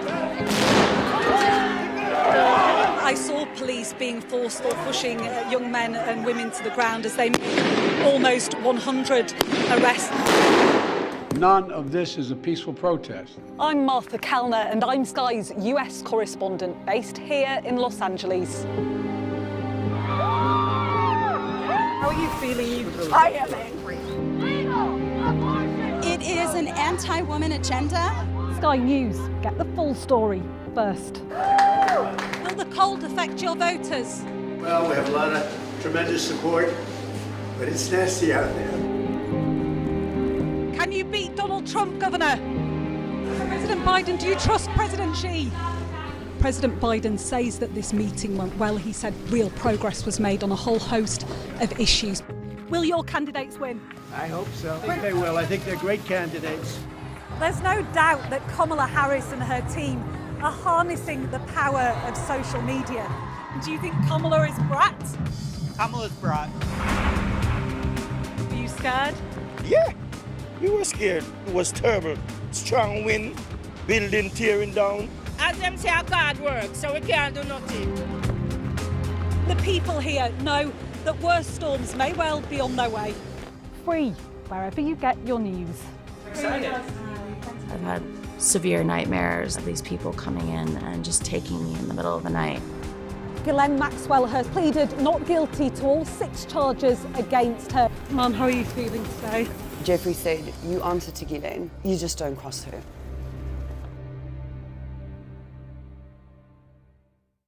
We're rolling.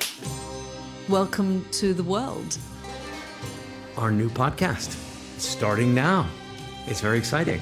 Every week, we'll be reporting from the world's trouble spots. We get to hold those in positions of power accountable, and we get to ask the questions that the audience, the listeners, want to know about. And that's why it is so important that people tune in, come along for the road, come along for the journey. It'll be fun.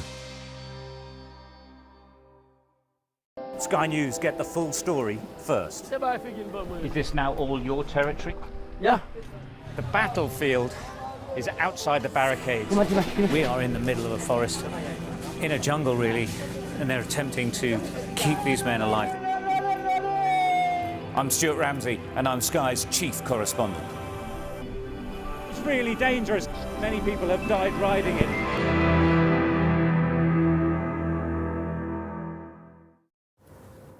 Welcome back to The Breakfast Show. Well, coming up in just a moment, we'll be joined live by an aid worker inside Gaza after a night of destruction that's left more than 300 people dead. But first, a recap of all of the day's top stories. Leah's got that for us. Thank you, Wilfred. Gaza Health Ministry, which is run by Hamas, says 322 people have been killed in Israeli airstrikes. Israeli Prime Minister Benjamin Netanyahu says Israel will deploy increasing military strength against Hamas from now on, blaming a lack of progress in talks to extend a ceasefire. Reuters is reporting that the Israeli military is ordering civilians to evacuate from some areas of Gaza. Cabinet Minister Pat McFadden told this programme just a few minutes ago that Israel had a right to defend itself and reiterated comments from the Foreign Secretary in Parliament that blocking aid could be considered a war crime.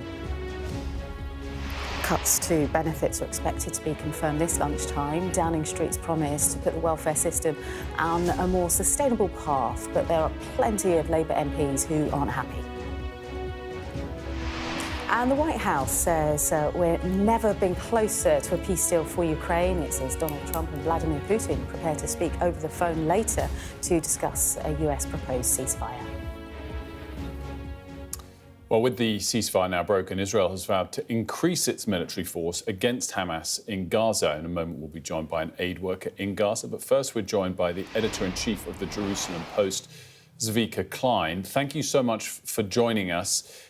First question on the latest breaking news, which is that the Israeli military has issued an evacuation order, according to Reuters, for parts of Gaza. What, to you, does that imply is to come?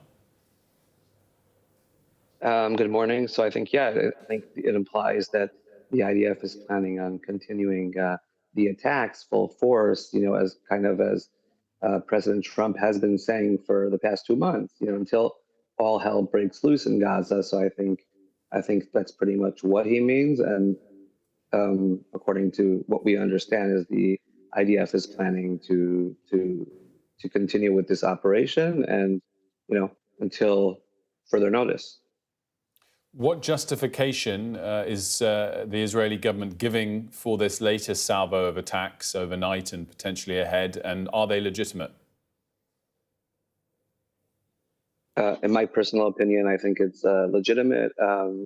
The talks between Israel and Hamas, mediated by the United States, Egypt, and Qatar, have failed, haven't been able to proceed.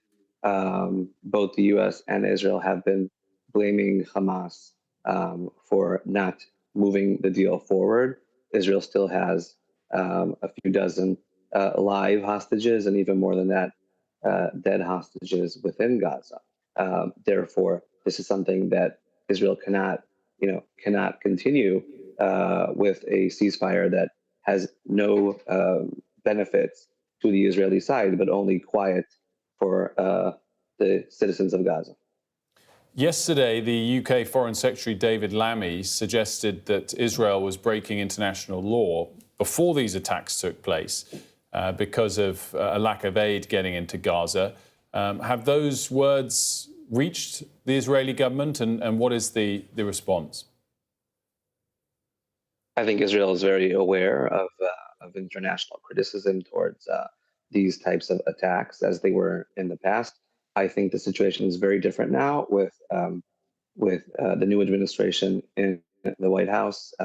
It's something that creates a support within the West and within the international community for Israel that was not as strong and as staunch in the previous administration.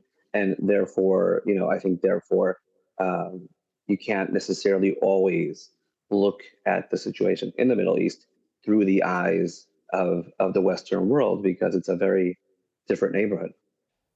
Zvika Klein, thank you so much for joining us. We appreciate it. Well, let's now bring in a aid worker in Gaza, able to join us now. Clémence Laguard, who is from Oxfam's humanitarian response in Gaza, in fact, head of that team in Gaza. Clémence, thanks so much for joining us. What has been the scale of the attacks that you and your teams on the ground have witnessed overnight? What I can tell you is that it was large scale. I think the entire Gaza Strip woke up around 2, where the simultaneous attacks happened all across the Gaza Strip. We had reports from Deir el-Balah, from Rafah, from Gaza City, from the north. We had some pretty close call from where we are currently having our office in Gaza City. So it has been large scale, and I think what speaks for itself is the number of casualties that are currently reported. Which, according to the Gaza Health Ministry, is over 300. Is that a number that you have any reason to doubt? No, what I can tell you is that we have reports from the medical organization that are intervening in the different hospitals across the Gaza Strip and that are reporting a mass arrival of casualties. And what have you personally and your teams witnessed overnight? I mean, we witnessed smoke, bombs, the sound of ambulances. We had to call our entire team to make sure that they were safe and that they were still okay. So it has been a very long night, while also trying to assess what was the situation on the ground, what was the possibility of movement, and what will be happening in the next days. And in terms of what you expect to happen now, is it possible to treat the people that have been injured, or has there been a lack of supplies reaching the region as a whole in recent weeks? Yeah, what I can tell you is that it's been 17 days that nothing has entered the Gaza Strip. So we know that the supplies are running low. As a reminder, there is 2.2 million people that are currently living here. So even if there was a surge in the assistance in the beginning of the ceasefire, it goes fast. You need to feed, you need to treat 2.2 million people. So I think the situation in the hospital is critical, and the care that is needed for the people that have been injured during the night is not there. Are you fearful of a return to some of the most pronounced, the worst attacks on Gaza that we saw over the course of the last year and a half materializing in the days and weeks ahead? Yes, of course, and there are signs. There have been evacuation order this morning. We also have spontaneous movement of population far away from the buffer zone because they are fearful of ground incursion coming back. And again, we are in a situation where there has been 17 days of collective punishment, of nothing entering the Gaza Strip. So this hits in a moment where the population is very vulnerable and is very fragile. Just finally, Clémence, do you feel safe? I mean, right now we are waiting to see what are the guarantees that we can get as humanitarian community to be able to continue the work, to be able to assist the population here. There was a certain number of protocols that were present before the ceasefire. Right now we are trying to push to see if they will be back in place and if we will be guaranteed safety to be able to serve the population. But yeah, I mean, it's a critical situation and we are extremely worried. Clémence Laguard, thank you so much for joining us. Thank you. To Syria now. And since the new government took control in December, attacks by ISIS have more than doubled, fueling fears of a resurgence in the country. Sky News has obtained extremely rare access to one of the main prisons where thousands of ISIS fighters are detained, considered a threat to the West and to Syrian stability. Our special correspondent Alex Crawford has spoken to them, including one man from London. Panorama Prison is one of dozens teeming with men that no country wants. They're accused of being Islamic State fighters, and they've been locked up here for more than 6 years in northeast Syria, where diseases like tuberculosis are rampant, and we're told to wear masks. Inside these walls, these cells, there are what Syria considers some of the most dangerous foreign fighters that ISIS recruited. They're still seen as a potent threat to the West, but also now a dangerous obstacle to peace in the new Syria. Hi there. Hi, my name's Alex Crawford. I'm a British journalist from Sky News UK. Okay. Hi, how are you? I'm good, thanks. How are you? And who are you? Why? I'm Hamza Parvez. I'm from Britain, from London. Tell me why you joined the Islamic State and what are you thinking about it now? I wanted to come to jihad. I actually wanted to. I'm not going to lie to you. Did you take part in fighting? In Syria? Anywhere? Well, you know, behind bars, I can't really take the smile and you'll understand. Tell me what you think about the Islamic State now, because as far as Britain is concerned, British authorities, you joined up a prescribed terror organisation, and as far as they're concerned, you may well have taken part in terrorist atrocities. No. So they call us terrorists. They call ISIS a terrorist organisation. Definitely did stuff. Definitely to terrorise the world, Sahih. That's right. Me now, you're asking me now, 2025. I believe that there was a lot of mistakes made. I believe a lot of different political situations and political directions that were taken should have been done very, very, very differently. I can promise you, you can believe me or not, I can promise you that most of us are absolute no threat to anyone outside. I mean, we've had a lot of time. We've been now 6 years in prison. We've had a lot of time to sit and think and replan for ourselves. The prisoners are sealed off from the outside world, and we're told not to tell them the Assad regime's fallen, with at least one admitting he still wanted a caliphate. Would you like to still see an ISIS-style caliphate?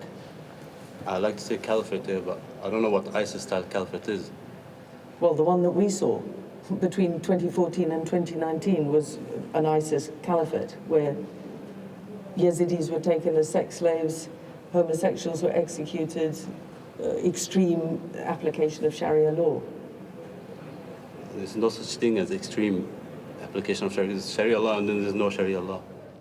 The Kurdish armed group, which has locked them up, believes the prisoners could be used by ISIS to make a comeback. The mainly Kurdish SDF, backed by the Americans, control this part of Syria and showed us last year how IS cells are operating again. Since December, the IS attacks have more than doubled, the soldiers tell us. And now they're fearful the extremists will break open the ISIS prisons and form a new extremist army. CCTV we've obtained shows it might already be happening. These are ISIS wives and relatives escaping from the camps they've been held in for years. You're watching a woman clambering over the camp's perimeter wall. She then coaxes her small child to join her. There are tens of thousands of ISIS family members in the camp who the authorities fear will be easy prey for a resurgent terror group. There are more than 50 nationalities held in the 2 ISIS family camps, including Britain's. But this mother of 5 from Germany says she's shunned ISIS and is now paying for it. And it's every day to fight for your life. You have to fight for your life, to stay alive. It's every day the same. The camps are also feeling the strain of uncertainty over the US foreign aid cuts, which the detainees depend on. Every day, it's not even every day anymore, it's every hour. Are we going to make it through the next hour? What's going to happen?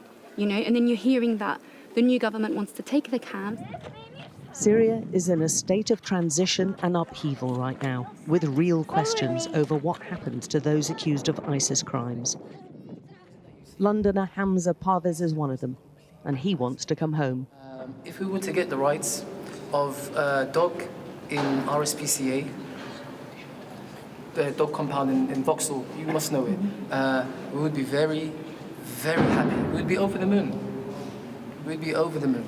I mean, 6 years, Alex, I cannot explain to you. I cannot explain to you what's been happening, you know?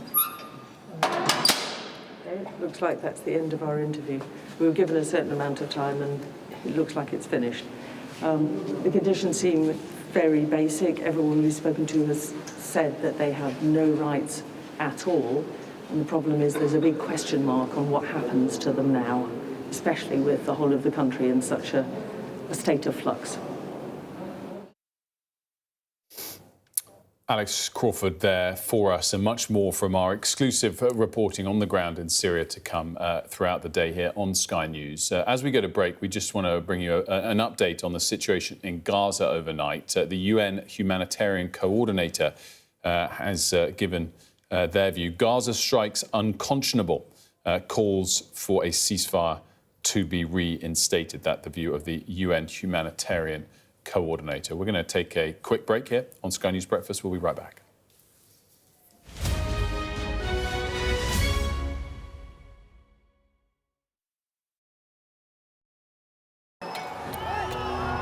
Prime Minister Modi is the most popular politician in the country. He is expected to win his 3rd term in these elections. Jubilation in the streets, while some emotional. This is a political victory for Prime Minister Modi and his Hindu Nationalist Party, a promise fulfilled. I'm Neville Lazarus and I'm Sky's reporter based in Delhi. He paid over $50,000 to traffickers to get him to America. Instead, he was kidnapped, tied up and threatened by smugglers. A commando from the state force walks me through to a Mai Tai village on the front line. Firing the civilian and they're burning our house. We cross to the opposite side, held by the cookies. When they fire, we have to retaliate. Sky News get the full story first. Companies like these are helping India in its trajectory to be a serious player in space exploration. The enthusiasm is palpable. The young desire change. These elections are a pivotal moment for the country's economic and political history. The concern here is that the public healthcare system is inadequate. In a prayer, she's asking God to help understand what happened. I cannot carry on. God, help me. He says his world has crashed. Like him, there are scores of families searching for their loved ones. Too often have families endured such tragedies for the negligence not only by the administration, but also by spiritual people in this country. Free wherever you get your news. Even though it has few seats in parliament, Kashmir is symbolic and very significant. It's often been called a nuclear flashpoint. I want to start the programme today with a name, a story that I can't get out of my head. The campaign has now started. This is your chance. Tell people. This is the Politics Hub. It's not correct. The tax burden is projected to go up. No, I am talking about but I'm not. This is my interview. Look, this is ridiculous. No one does care about us. I'm really interested in that. On the Politics Hub, we like to push the boundaries. He's got the majority. The question is, what is he going to do with it?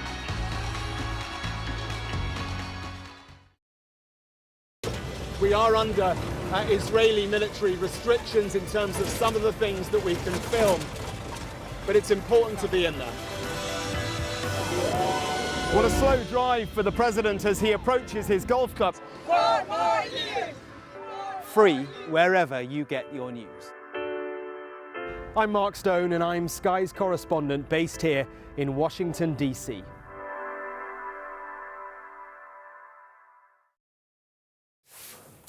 Now, SpaceX capsule has successfully delivered 4 astronauts to the International Space Station to allow Butch Wilmore and Suni Williams, who've been on there since June 2024, to finally fly home. Let's get an update from Sinead O'Sullivan, I'm delighted to say, is back with us, Professor of Aerospace Engineering. So they're on track to get back? Finally, they're on track. I feel like we've been bad.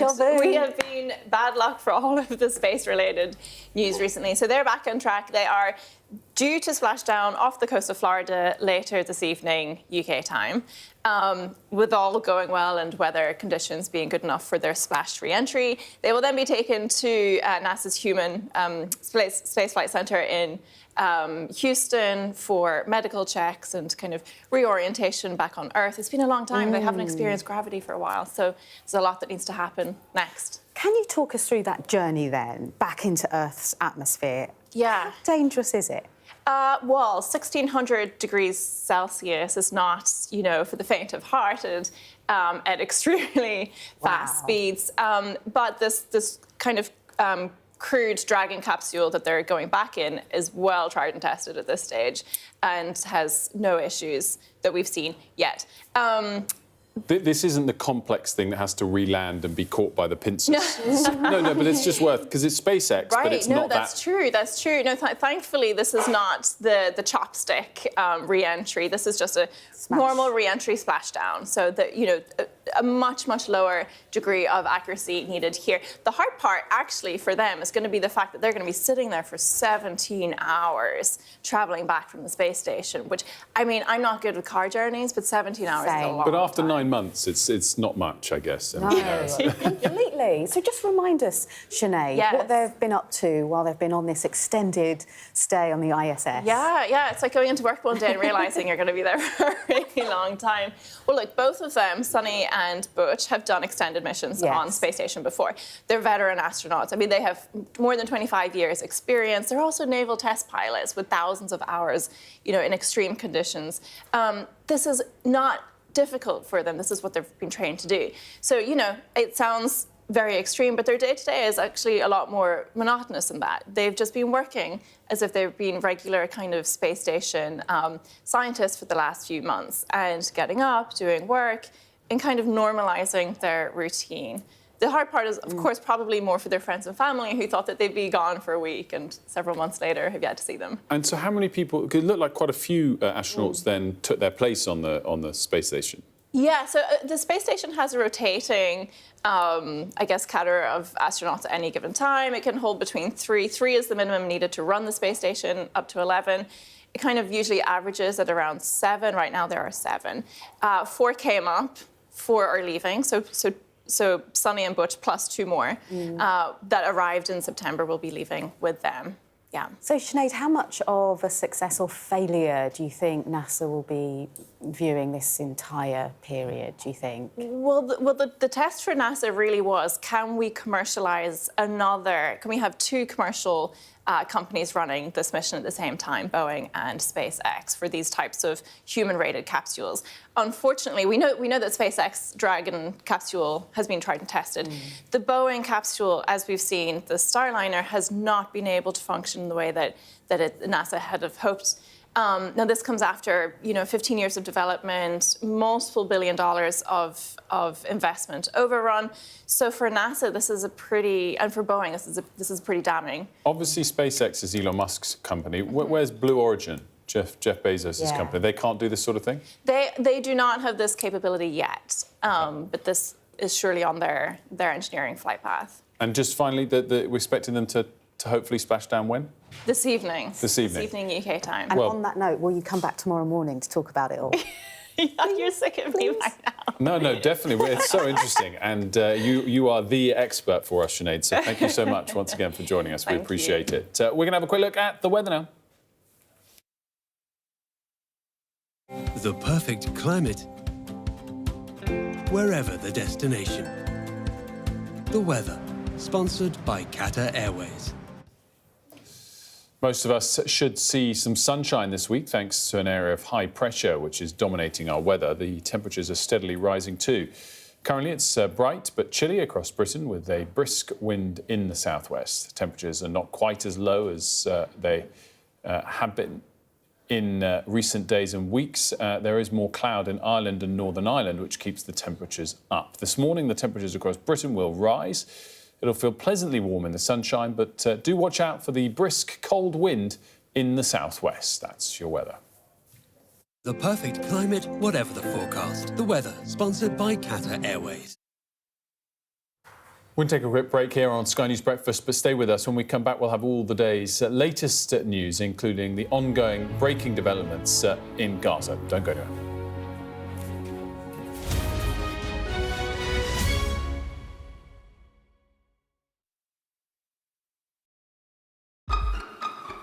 We've got your Sunday mornings covered.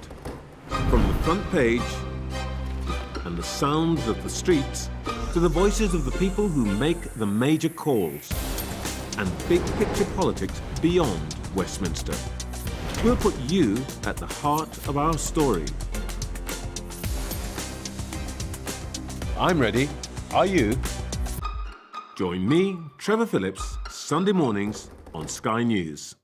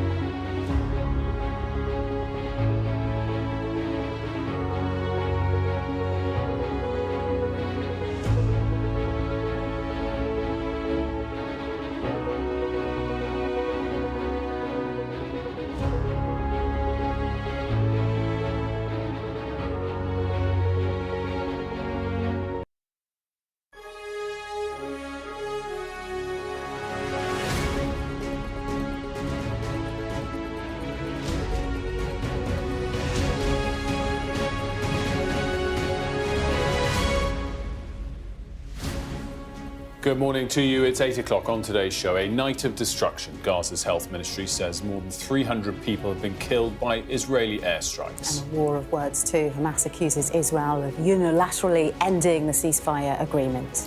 Plus, could plans to reform welfare spark cabinet resignations? We ask the government. It's Tuesday, March the 18th. Your headlines.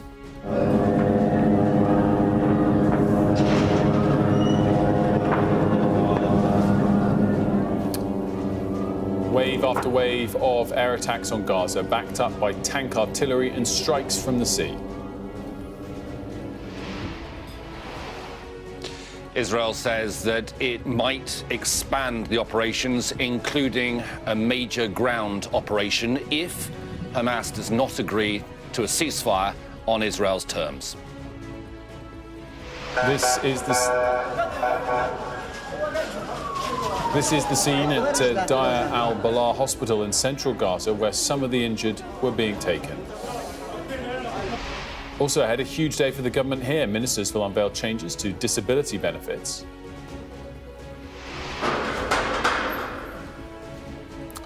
Sky News goes inside the forgotten prisons of Syria, holding inmates belonging to ISIS.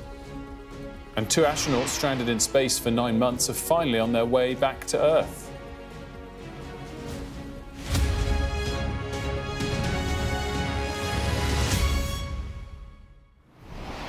A very good morning to you. Gaza's health ministry said that Israel has killed more than 300 people in airstrikes on Gaza. Wave after wave of airstrikes took place overnight, supported by tank and naval fire.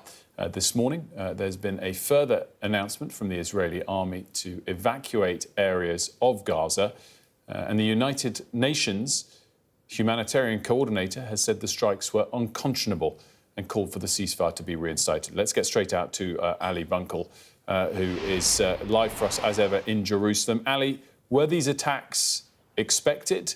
What is the scale of them? And talk to us a little bit about those updates we've heard this morning and what it might imply.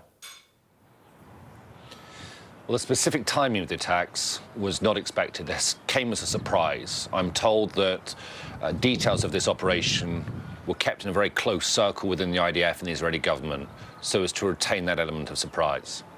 The fact that the fighting has resumed in Gaza won't surprise many people.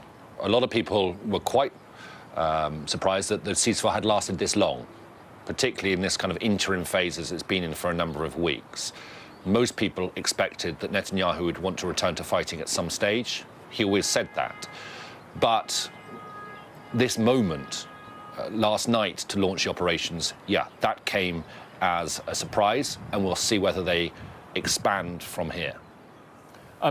Ali, there's a statement that's come from the Prime Minister's office saying the IDF is currently attacking targets of the Hamas terrorist organisation throughout the Gaza Strip with the aim of achieving the war goals as determined by the political echelon, including the release of all of our hostages, living and dead. From now on, Israel will act against Hamas with increasing military force.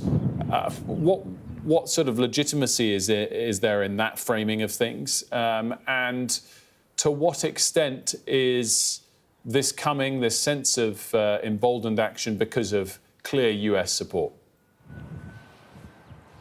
OK, so those 2 war goals stated by Prime Minister's office in that statement, but set out by Netanyahu many, many months ago at the beginning of this war. Firstly, to eliminate Hamas. Well, Israel was fighting fiercely in Gaza for more than 15 months and didn't manage to eliminate Hamas. And I was speaking to someone in European intelligence over the weekend. They were saying Hamas just has control over the entirety of Gaza still. They're not the military force they were, make no mistake, but they still have control there. And the feeling is that Israel could keep fighting in Gaza for 10 years. And they would probably, as we saw in Afghanistan, for example, you can remain an occupying force and you'll forever find an insurgency to fight. So will they achieve this? aim of eliminating Hamas by carrying out these strikes in a new operation. Doubtful. And secondly, the release of all of their hostages. Again, 15.5 months of heavy fighting in Gaza. They did manage to rescue some hostages, some dead, some alive, but the vast majority came out through negotiated settlements between Israel and Hamas. And the general feeling within Israel, and many of the freed hostages are tweeting broken heart emojis this morning, because the general feeling within Israel is the best way to get the hostages out is through a ceasefire and a negotiated settlement. Ali, last hour we did speak to the head of Oxfam's Gaza unit, and this was some of the sentiments she had to share with us. It's been 17 days that nothing has entered the Gaza Strip, so we know that the supplies are running low. As a reminder, there is 2.2 million people that are currently living here. So even if there was a surge in the assistance in the beginning of the ceasefire, it goes fast. You need to feed, you need to treat 2.2 million people. So I think the situation in the hospital is critical, and the care that is needed for the people that have been injured during the night is not there. And we spoke to the government earlier, Ali, and Pat McFadden seemed to suggest that the UK still has diplomatic power and influence. Of course, this does come after David Lammy suggested that just on the humanitarian aid entry into Gaza point, that international law had been broken by Israel. Is that also the view in Israel, that the UK's influence will be felt? Or again, I come back to that point about the US support for Israel at the moment. Is the UK somewhat irrelevant now in terms of trying to influence things from here? In the the UK rather, is a close ally of Israel's. I mean, this government under Keir Starmer, naturally not quite so close to the Netanyahu government, maybe as the previous Conservative government. They remain a close ally on military and security terms, financial relations as well. But, you know, I don't think really Britain, and I would say the same for other major European countries, has an awful lot of clout with this Israeli government.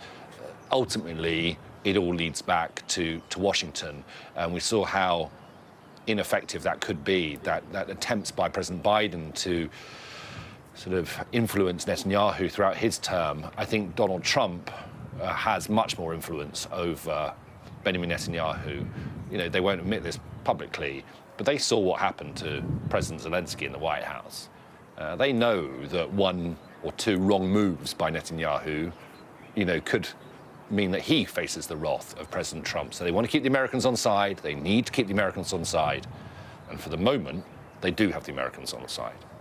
Ali, as always, thanks so much. Ali Bunkle for us live in Jerusalem. Let's focus now on the domestic agenda for the UK government, and the Work and Pension Secretary Liz Kendall will announce changes to disability benefits later today. Mari's here with us to preview this. So this is expected sort of lunchtime-ish, and obviously there's a cabinet meeting as well. Talk us through sort of what's at stake and what we're expecting in the day ahead. So what the government is saying is that the welfare budget is unsustainable, we can't afford it. And what they're also saying simultaneously is that there is a moral imperative on them to get people back to work, that there are too many people who are languishing on benefits who potentially would want to get back to work but find it difficult to do so, or find that the risk of trying to do so is too great. And so they want to change the way that the benefit system works. It encourages people back to work but also allows people to, for instance, try. They call it the right to try, where they can try something, and if it doesn't work out, they can still go back to the original benefits that were on. Therefore, it would not disincentivise them to give it a go. Also, there's something called the work capability assessment. Now, at Sky News, we understand that that is going to be replaced by a more, as it were, human-style PIP framework assessment. That's the personal independence payment. There was some discomfort under the Labour benches about whether they were going to freeze those PIP payments for disabled people. They've said that they're not going to do that. We at Sky News understand, and therefore that has quelled some of the rebellion. However, you were speaking to Pat McFadden this morning. He's the Secretary of State for the Cabinet Office. And you were asking him about the prospect of a rebellion, the prospect even of resignations from the government. And he didn't entirely reassure us. Will there be a resignation? What is the chance of that? Look, I don't see why there should be, because as the party of work, the party of Labour, we want to do everything we can to support people who could work, get into work. And right it's really now, fascinating that you're not sure that there won't be one, but that there's that level of potential disagreement still. No, I don't see why anyone should make that move and resign over this.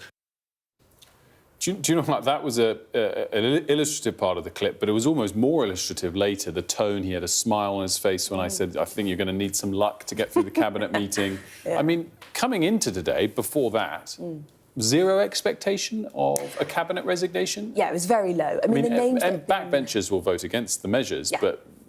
But it's another thing for a cabinet minister or a member of the government to be voting against. That would be a huge blow for the government. I mean, there are two ways you can see this. Either there is a genuine fear that something could happen and they haven't potentially persuaded all of the most senior people in government. The names that are being reported in the papers are Yvette Cooper, Angela Rayner, Lucy Powell, Ed Miliband. However, this also could be a way of... displaying a level of discomfort in cabinet, and then when they do all rally round and sign it off, then it's a triumph that Keir Starmer has managed to win them all back. So basically, you're saying I might there have fallen for Pat McFadden's ploy. I'm not saying that's the case. And got excited about a story where there wasn't one there.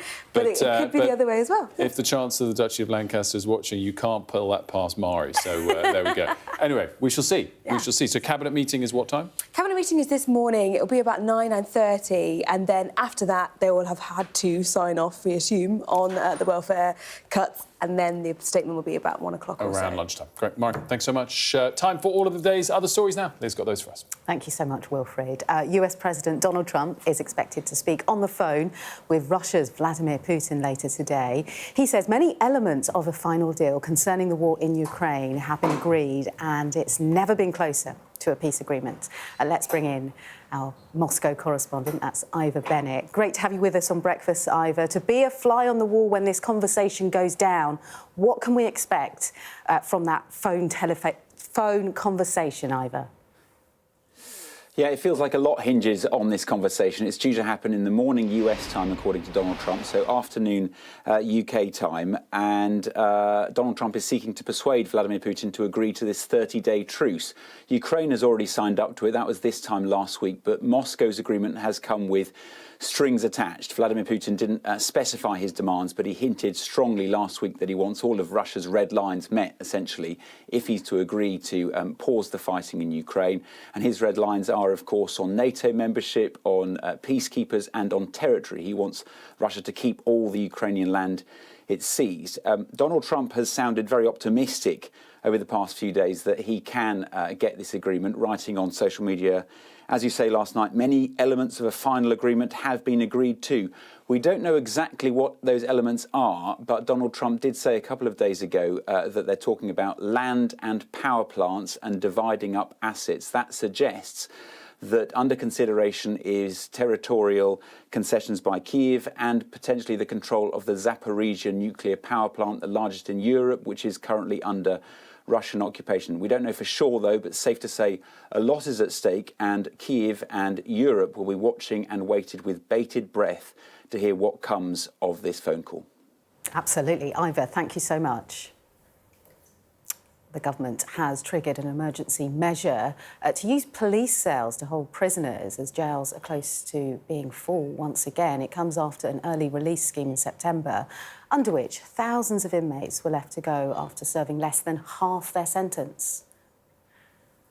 A task force has been created by the Ministry of Defence to target unacceptable behaviour towards women in the military. So last month, an inquest into the death of 19-year-old soldier Jaisley Beck found that she had been sexually assaulted and then failed by the army when she reported it.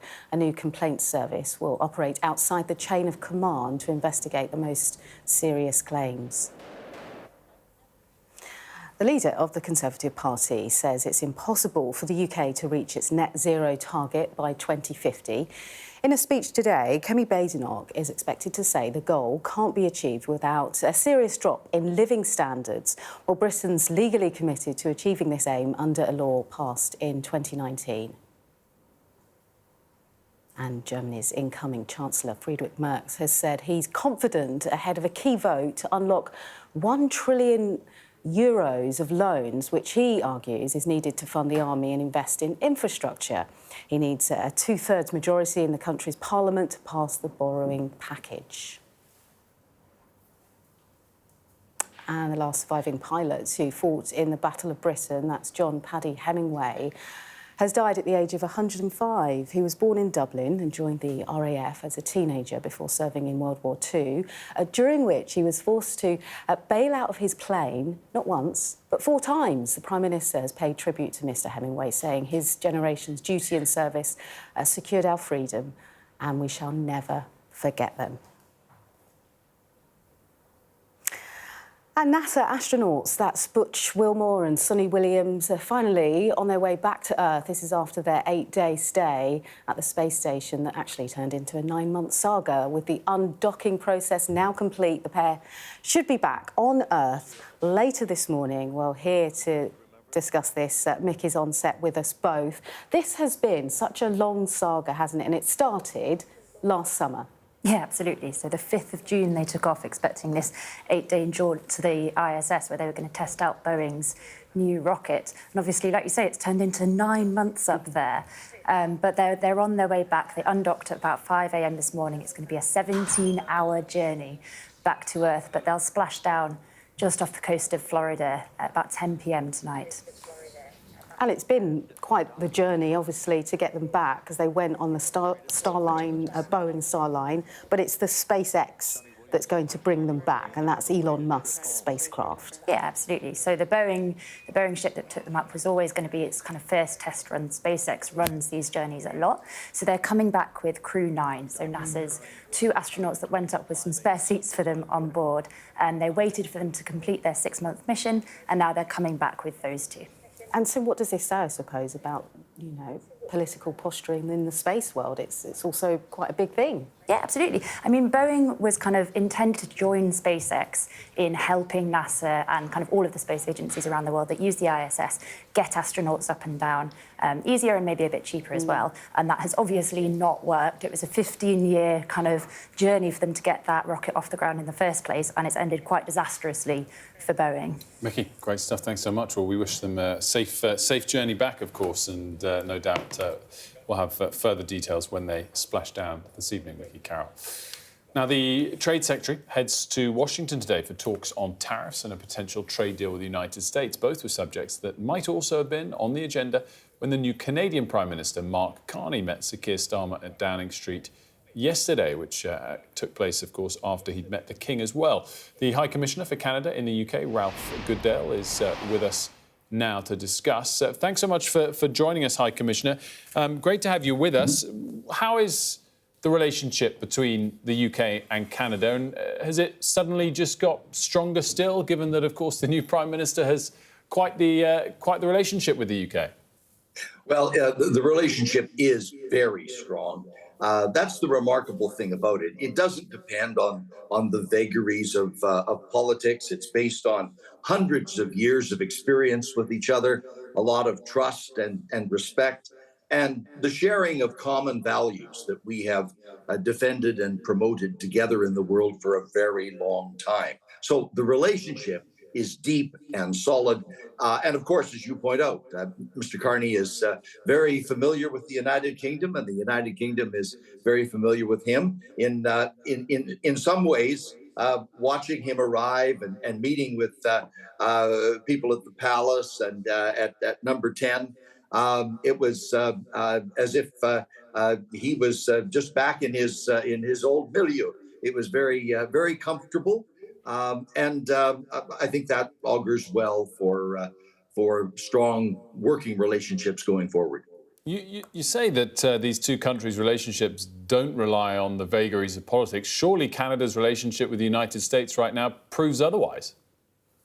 Well, we've got some real difficulty in that relationship with the United States, which is entirely at their behest. It's the United States that started a trade war, not Canada. We don't pick a fight, but when we're attacked, as we have been, we stand our ground and we fight back and defend ourselves. In doing so, the Prime Minister was anxious very early in his mandate to reinforce excellent relations with two terrific allies and historic friends, France and the United Kingdom. His visit here sent a very powerful signal that Canada is working very hard with trusted, reliable, long-standing allies, partners, and friends to accomplish the things that we all want to achieve in the world in terms of geopolitics, resolving the horrible situation in Ukraine in a way that ensures the long-term future and security of Ukraine, not just a giveaway to Putin and so forth. Those are the important issues, and Canada's working hard with allies to achieve them. Do you think it's likely that Mark Carney will face an election very soon, or in a month or two, or will it be as late as October? Well, constitutionally, it could be as late as October, but I think all of the signals are pointing to a time frame much shorter than that. The Prime Minister will make his own decisions. The current prorogation ends on the 24th of March. So that's one benchmark about what the timing might be. The media traveling with the Prime Minister all seem to be convinced that the announcement would be coming very shortly in the next number of days or couple of weeks. But whatever the time frame is, it's not going to be a long time. In terms of what you hope the UK's position is towards all of our friends and allies in the continent of North America. The business secretary's meeting with the US Commerce Secretary at the moment. Is it a problem for the UK-Canada relationship if the UK gets some special deal with the US, no tariffs whatsoever, but with it comes some restrictions of what the UK can do with Canada? Well, in the economic relationship between Canada and the UK, we already have a very effective free trade agreement in place. It was negotiated right at the end of Brexit. It came into effect in 2021. It facilitates about $45 or $50 billion worth of two-way trade and commerce every year, and that is 99% tariff and quota free. It's roughly in balance. It's growing a little bit every year. So we've already got a very solid economic relationship between us. And in addition to trade, there is also two-way investment. Canadians investing in the UK, the British investing in Canada. That adds up to another $450 billion of two-way transactions. So the relationship is healthy and strong. Whatever the United States may negotiate with the UK, or the UK negotiate with the US, they would in effect just be catching up to where Canada already is. What is the latest view, High Commissioner, in Canada, and from Mark Carney specifically, towards the King and having the King as head of state? There's been some sort of underhand signs of support from the King towards Canada before even the meeting yesterday. What's your reading of that relationship? I think the relationship is excellent. The reality is His Majesty was making comment about the strength and the importance of Canada before it became fashionable or before it became a political issue. Back on Flag Day, which is the 15th of February in Canada, when we celebrate the inauguration of the Canadian flag, His Majesty issued a very positive statement about Canada. As you say, there have been other indications wearing military insignia and so forth. The royal family is in many subtle but important ways indicating their affection for Canada as a free, independent, sovereign country. And the most important indication of that is the King has met personally with two Canadian prime ministers within the space of 2 weeks. That's a pretty unusual event, but it's an indication of the priority that he attaches to his support for Canada. High Commissioner, thank you so much for joining us. Thank you. Ralph Gooddale there. Now, more children than ever are missing school, with the number of lost days of learning up nearly 70% in 5 years. Our home editor, Jason Farrell, has spoken to a student who dropped out of education for a year and another who'd been rolled through 4 different schools before landing in a pupil referral unit. Here's his special report. Tay John is in a pupil referral unit called the Haringey Learning Partnership. In the space of 2 years, he was excluded from one school and managed out of 3 others.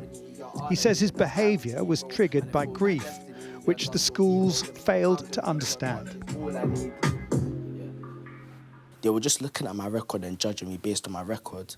And I felt like that's not really fair, especially when you don't know what that child's been through. And do you mind me asking, who you lost, a friend or family member? Family member, my nan. I lost my nan. So obviously that was hard for me as well because I was staying with her as well. Losing someone as important like that, it kind of just drove me crazy. Like I just lost myself completely. A new report has found more children than ever are not in school. The number of lost days of learning is up nearly 70% in 5 years. And it's mostly vulnerable children who skip school, are excluded, or simply disappear from education. So where are they? For Gary, the gym became his classroom. He's 17 now, but aged 14, his school ended up putting him in isolation. So he simply stopped turning up. Isolation is like a small place where you stay there all day long and they bring your lunch and food to you.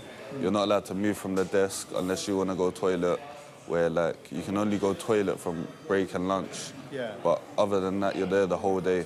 Come on. With the help of a mentor from the charity Cape, he's built up his confidence one bench press at a time and is now getting a carpentry qualification. The system just doesn't work at the moment. Because like we're in England, we should be saying kids go to school. Yeah. But the reality is, no, okay, they've been out for so long, we got our GCSE results, that's not a risk I'm willing to take. And the schools are smart, they're not going to say that. We don't think it's in the kids' best interest, which is a bunch of nonsense. Yeah. It's in every kid's best interest to be in school.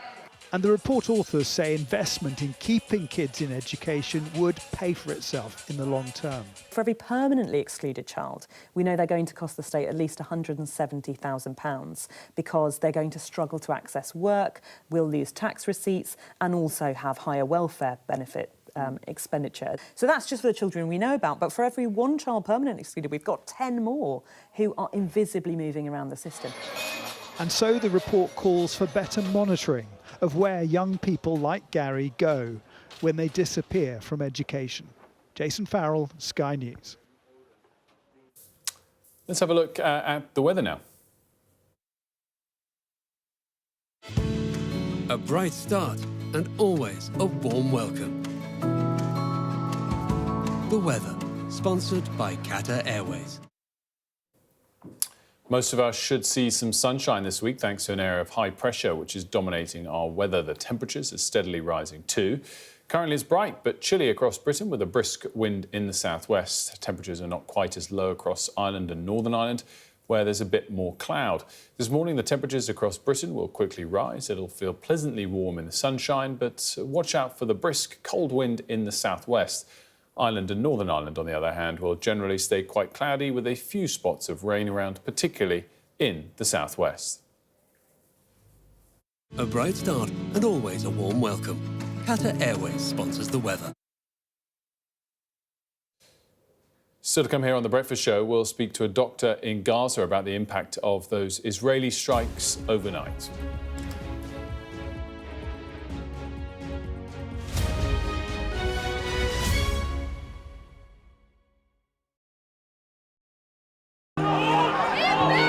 Mayhem in the Middle East, rippling in America's West. Get back! Get back! The resolve of these protesters is now being seriously tested. I saw police being forced or pushing young men and women to the ground as they made almost 100 arrests.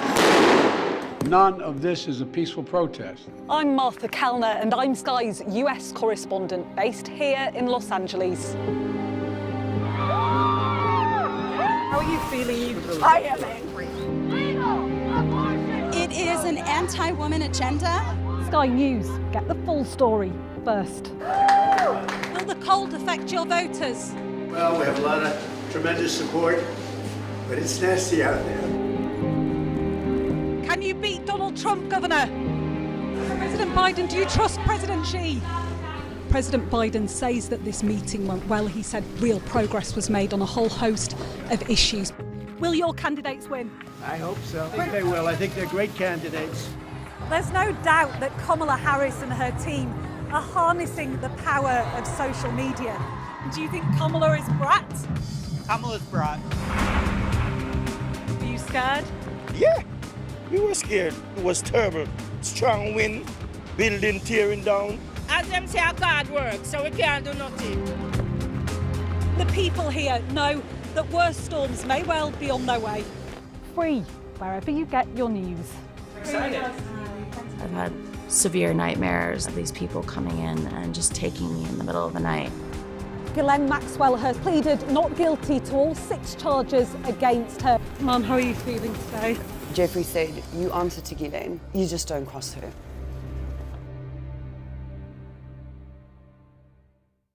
We're rolling.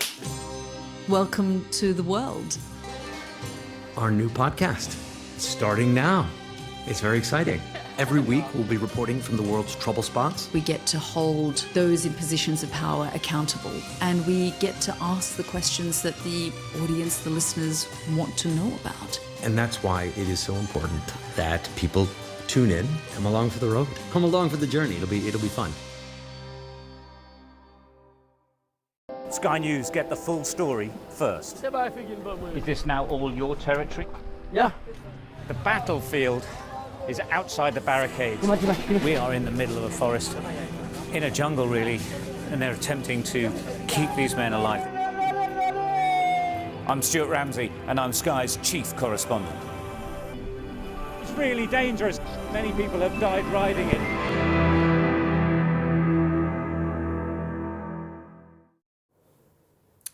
Welcome back to The Breakfast Show. Well, coming up, we'll be hearing from a former Israeli diplomat on the state of the Gaza ceasefire after a night of destruction that's left over 300 people dead. But first, a reminder of all of the day's top stories. Thank you, Wilfred. Gaza Health Ministry have told Sky News that more than 300 people have been killed in Israeli airstrikes. Israeli Prime Minister Benjamin Netanyahu says Israel will deploy increasing military strength against Hamas from now on, blaming a lack of progress in talks to extend a ceasefire.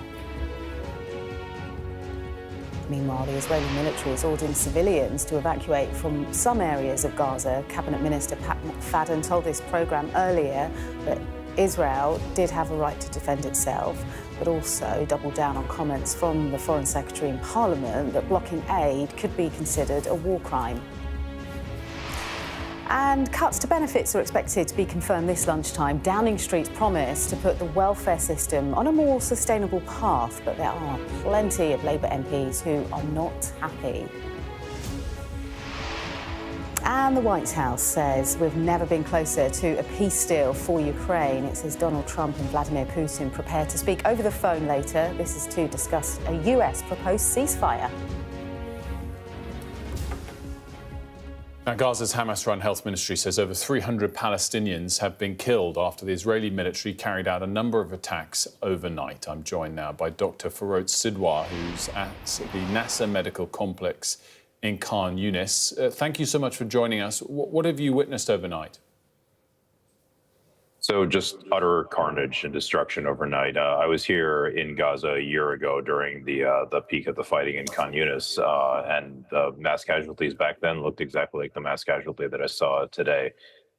Mostly children, the other half are mostly women, and occasionally there's a man, but I'm pretty sure the man has nothing to do with any of this that's going on. I did 6 operations overnight. Half of them were in small children, so probably 6 and below. I wasn't exactly sure their ages, but it's probably about 6 and below. Most of them are going to go on to die, unfortunately. I'm told, I don't know for sure, but I'm told that about 40 bodies were brought to the morgue directly. And, but yeah, it was just utter carnage, as usual, when you drop bombs on tents. That's what happens. Was there any warning that this was coming? Not that was given to me directly, but and not that I don't think our NGO knew about it, because they would have warned us. But no, I don't believe so. In terms of your ability to act, you said you've been there a year ago. You've been there for a little while in your current stint there. What level of supplies are reaching Gaza in general, but your hospital in particular? In general, food is becoming more and more scarce. I actually haven't eaten meat since the first day I was here, which was March 6th. And that's not to complain, it's just to point it out. We've been eating rice and lentils every day, and we're eating better than anybody else in the Gaza Strip. We have money. There's just no protein is available. Clean water is also not available. But, actually before this mass casualty event, the emergency room in the hospital was starting to get overwhelmed by gastroenteritis cases, just because, again, nobody has any ability to desalinate water to get clean water of any kind. So diarrheal disease, nausea, vomiting is getting to be so severe that actually we had a patient's heart stop because of it in the ICU 2 nights ago. And thankfully, she's still alive at the moment. But again, she's going to go on to die because of the situation. In terms of the hospital, right now, the hospital that I'm at, Nasser Medical Complex, has surgical supplies. But just one incident like this would overwhelm any hospital in the United States. I was a resident during the Boston Marathon bombing, and that it was an utter disaster. And it was 1/10 of what we saw here today, and what we'll probably see twice today, probably 3 times the next day. So it's impossible for any hospital system to keep up with this, even in the first world. The Prime Minister's office, Benjamin Netanyahu's office, said that this act overnight was due in part to Hamas's, quote, repeated refusal to release our hostages. What view do you have when you witness the response that yields that towards both sides in this? Can you see arguments on both sides or not? Well, I actually also want the hostages released. And I think if Benjamin Netanyahu wanted the hostages released, he would have just continued with the hostage deal, which is what the hostage families have been begging him to do. The ceasefire between Hamas and Israel it's explicit. It was published in the Times of Israel and in other places. It's very clear. There was to be a 40-something, I forget, maybe 42-day phase 1, and then phase 2 was supposed to start. The Israelis have not participated meaningfully in the negotiations over phase 2. And instead, they've said they want to extend phase 1, which just means Hamas will release all of the hostages and get nothing in return. Of course, they're not going to agree to that. It's ridiculous. I'm a doctor. I don't want people taken hostage, and I don't want babies killed like happened today.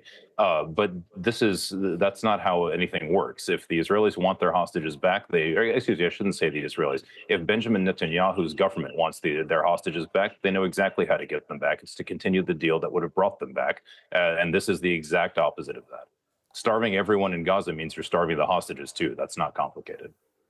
And Dr. Sidwar, the other question, I guess, throughout, but also this morning, is proportionality and your assessment of the scale of the damage relative to the potential reward, if that's the right word, of the sort of action that we've seen? Well, proportionality is a full of military action, from what I understand. If the use of military force is supposed to be proportional to the political gain, that's just called terrorism. Whether it's proportional or not doesn't really matter.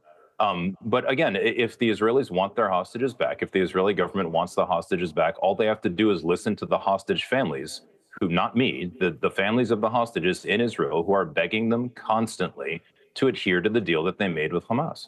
And they're not doing that. It's pretty obvious that their interest isn't in getting the hostages back. It's in destroying this place. That's it.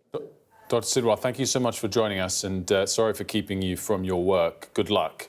Now we can get reaction from Daniel Sheck, a former Israeli diplomat who served as ambassador to France and is now head of diplomacy at the Hostages and Missing Families Forum. Thank you so much for joining us. What is your reaction, particularly to the start of that interview with Dr. Sidwar, and his reflections on operating on 6 people overnight, including children. I'm sorry, I have no way to react to that. I haven't followed what he said. And my point of view is entirely for the Forum of Families of Hostages. So I have no knowledge of what is actually going on in the Gaza Strip or what the decisions of this or that government body is. It's not part of what we do. I can only say with I don't find the right word, but the necessary amount of concern and distress that going back to any kind of war or fighting instead of exploring every way to continue the ceasefire, which will eventually end up in a deal for the liberation of hostages, is a very, very, very sad development. Do you think, on that note, it's highly unlikely that the ceasefire deal will come back online in light of what's happened overnight? Well, obviously, I don't know what tomorrow holds.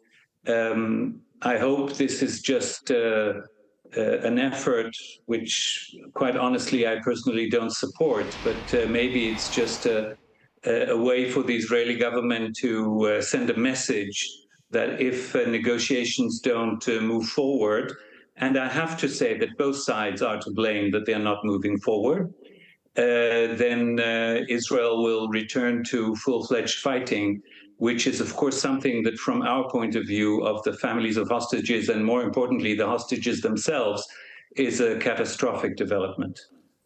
Are the families of the hostages against this sort of attack in your interpretation? They are. Overwhelmingly, they are, because they know that it puts their loved ones in harm's way, and that there is a much higher risk for them getting hurt. And what's more, it makes the possibility of concluding a deal probably more difficult and more farther down the road. And considering the horrendous conditions in which these hostages are being held, and we now know about those conditions because many hostages were freed and came back to tell the story. So under these circumstances, every day might be a life or death sentence for this or that of the remaining hostages. The UN humanitarian coordinator has called the attacks overnight unconscionable. Would you agree with that framing of this, or not? I don't feel competent to give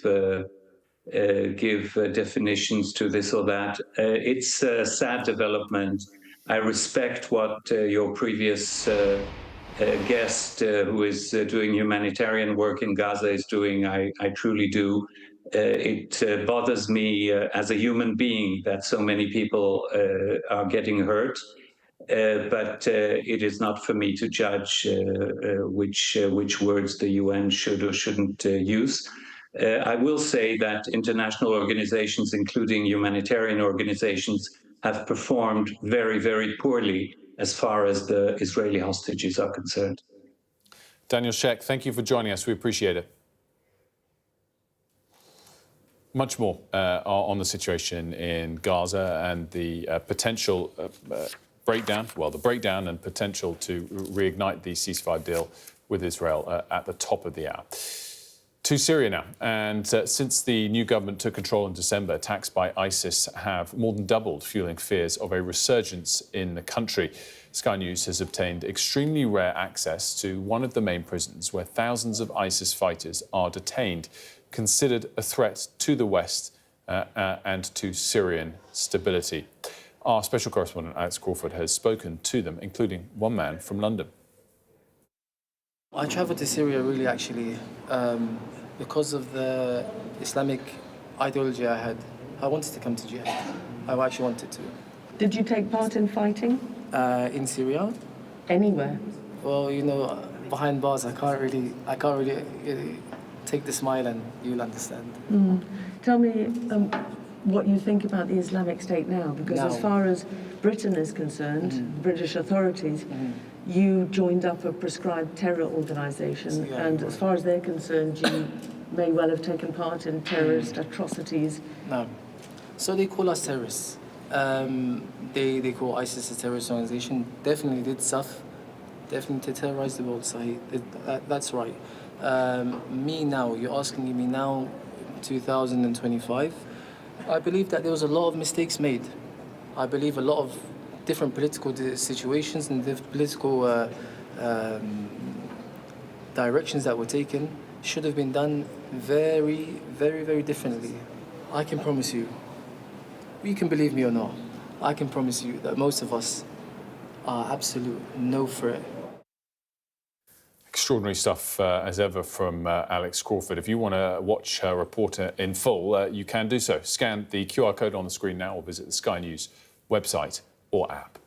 We've got a little bit of breaking news on a story that we brought you last week. The British tourist who was detained in the United States over a visa issue, Rebecca Burke, was on a backpacking holiday when she was stopped at the US border with Canada and sent to a detention centre. Well, her father was with us last week and told us that it was all a nightmare for Rebecca and for their family. Well, we've just had an update. Her family had a call late last night to say she'd left the detention centre. They believe she's now in the air and on her way home. Her family have said, we are at Heathrow now to meet her. You can imagine our thoughts and emotions are all over the place at the moment. We just want to hug her and take her home. That update just coming through to us here at Sky News from her family. We'll bring you further updates when we have them. We'll take a quick break here on The Breakfast Show. When we come back, one of the few will reflect on the life of John Paddy Hemingway, the last surviving Battle of Britain pilot, dies at the age of 105. We'll be right back.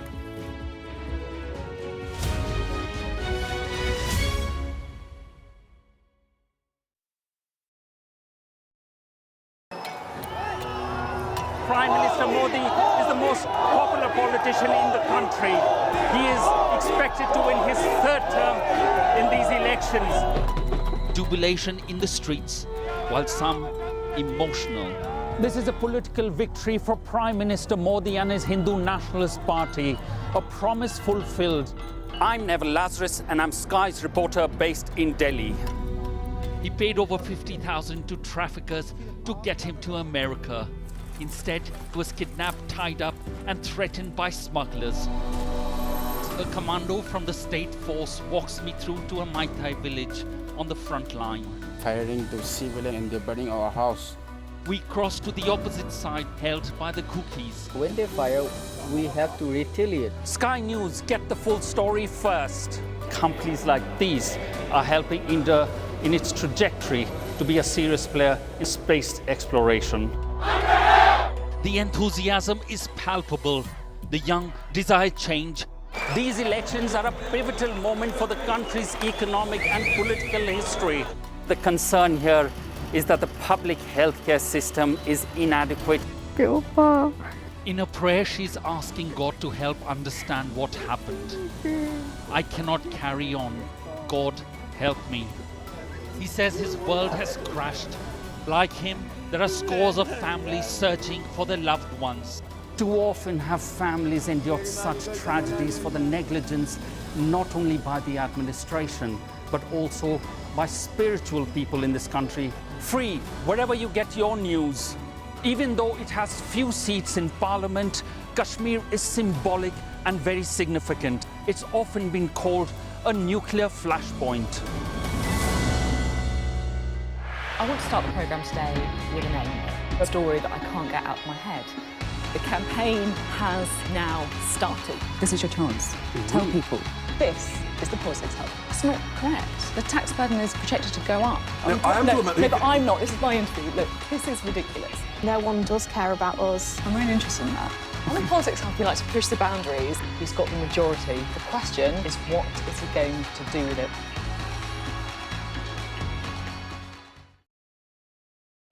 We are under Israeli military restrictions in terms of some of the things that we can film, but it's important to be in there. What a slow drive for the president as he approaches his golf club. 4 more years! Free wherever you get your news. I'm Mark Stone and I'm Sky's correspondent based here in Washington, D.C.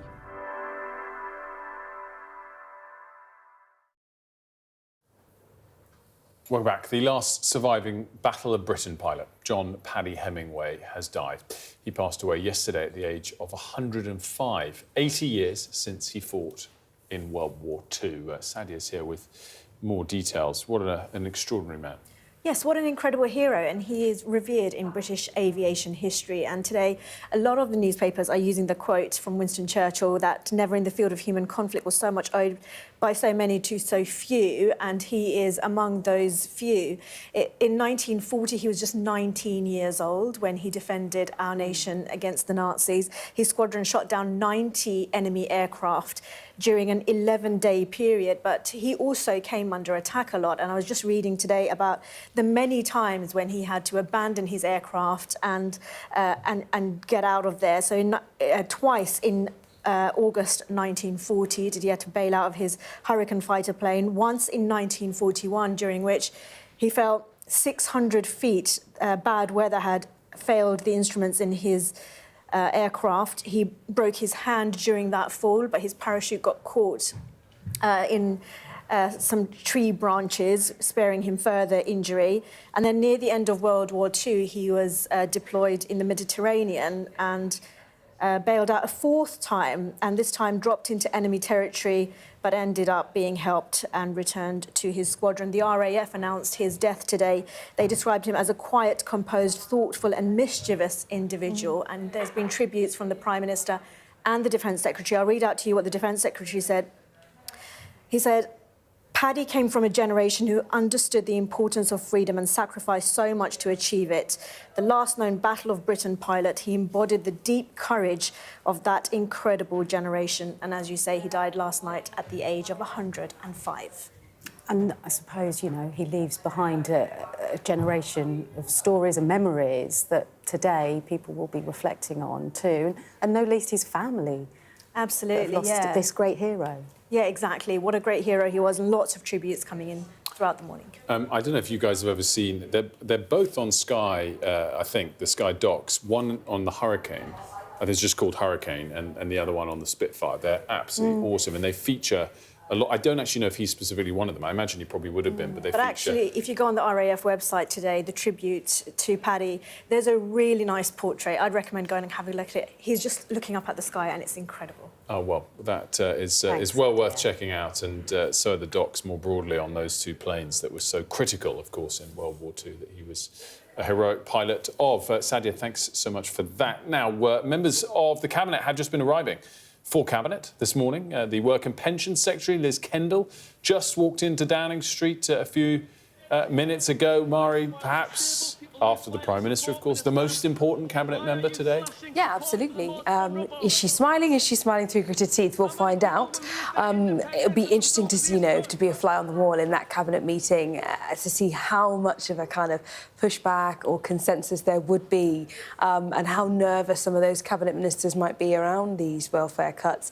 But Liz Kendall's had a big job on her hands, but she's had a big job since she was in opposition. She knew that if they won the next election, she would most likely be the Work and Pensions Secretary, and she knew that realistically she was already seeing the figures, she could see the bill ballooning, and she could really tell that this was going to be on her in tray, as it were, so she's been waiting. The base case is still that this first part of the day, that the Cabinet meeting goes smoothly, ultimately, or at least if it's bumpy, it's only privately bumpy internally? Yes, exactly that. I mean, you might get briefings coming out, depending on how fraught the meeting is, and that could give us a flavour of how the meeting goes. But obviously, government officials would be hoping it's all kept very secret, and as long as there is the kind of general consensus by the end of the meeting, people can air their grievances and concerns, but as long as there is the consensus by the time they end that meeting, then they were pleased with that.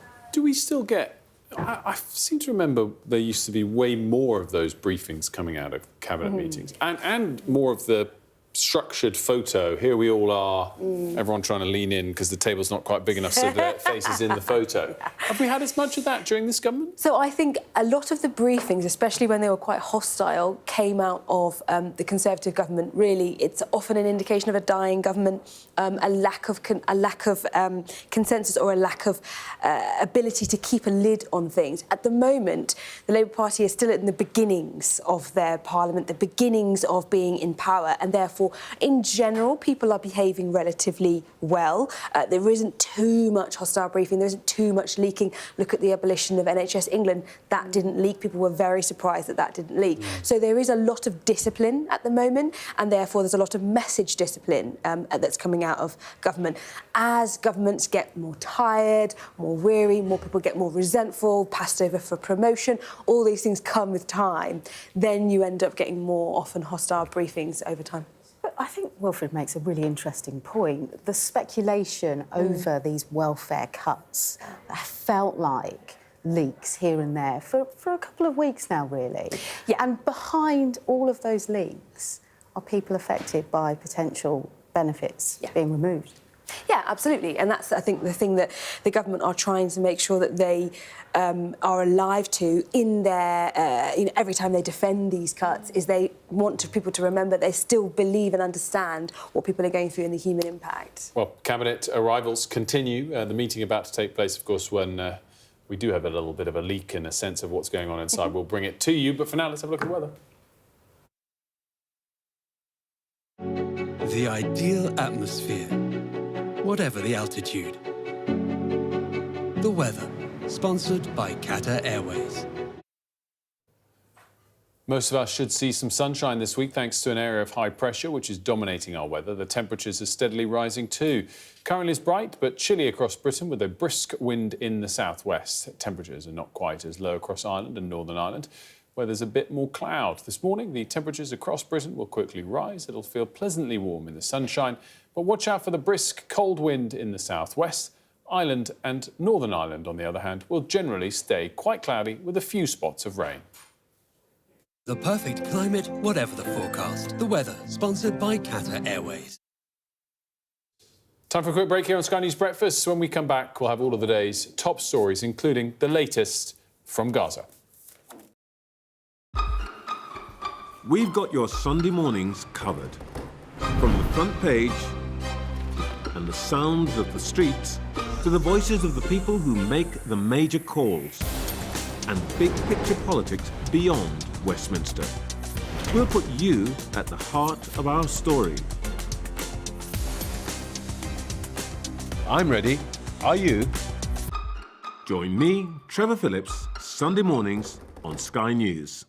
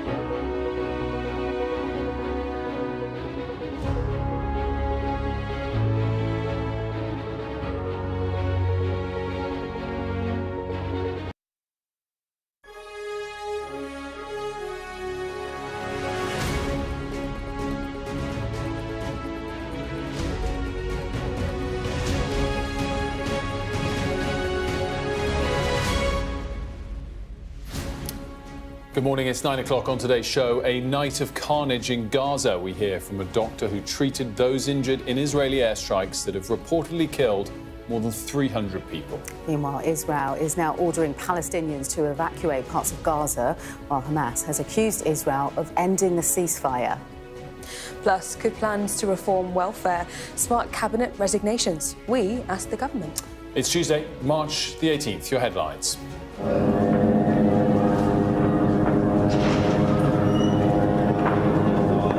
Wave after wave of air attacks on Gaza, backed up by tank artillery and strikes from the sea. Israel says that it is ready to expand its military activity, which could include a massive ground operation if Hamas does not give in to Israeli demands for a ceasefire.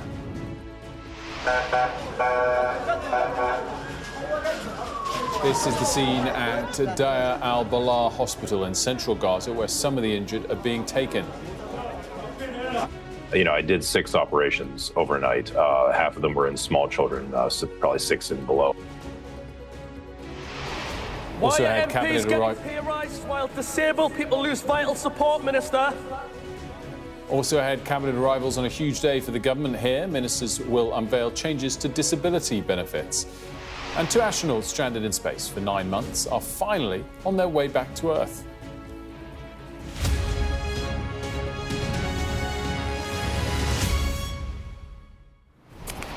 A very good morning to you. Gaza's health ministry says that Israel has killed more than 300 people in airstrikes on Gaza. Wave after wave of airstrike took place overnight, supported by tank and naval fire.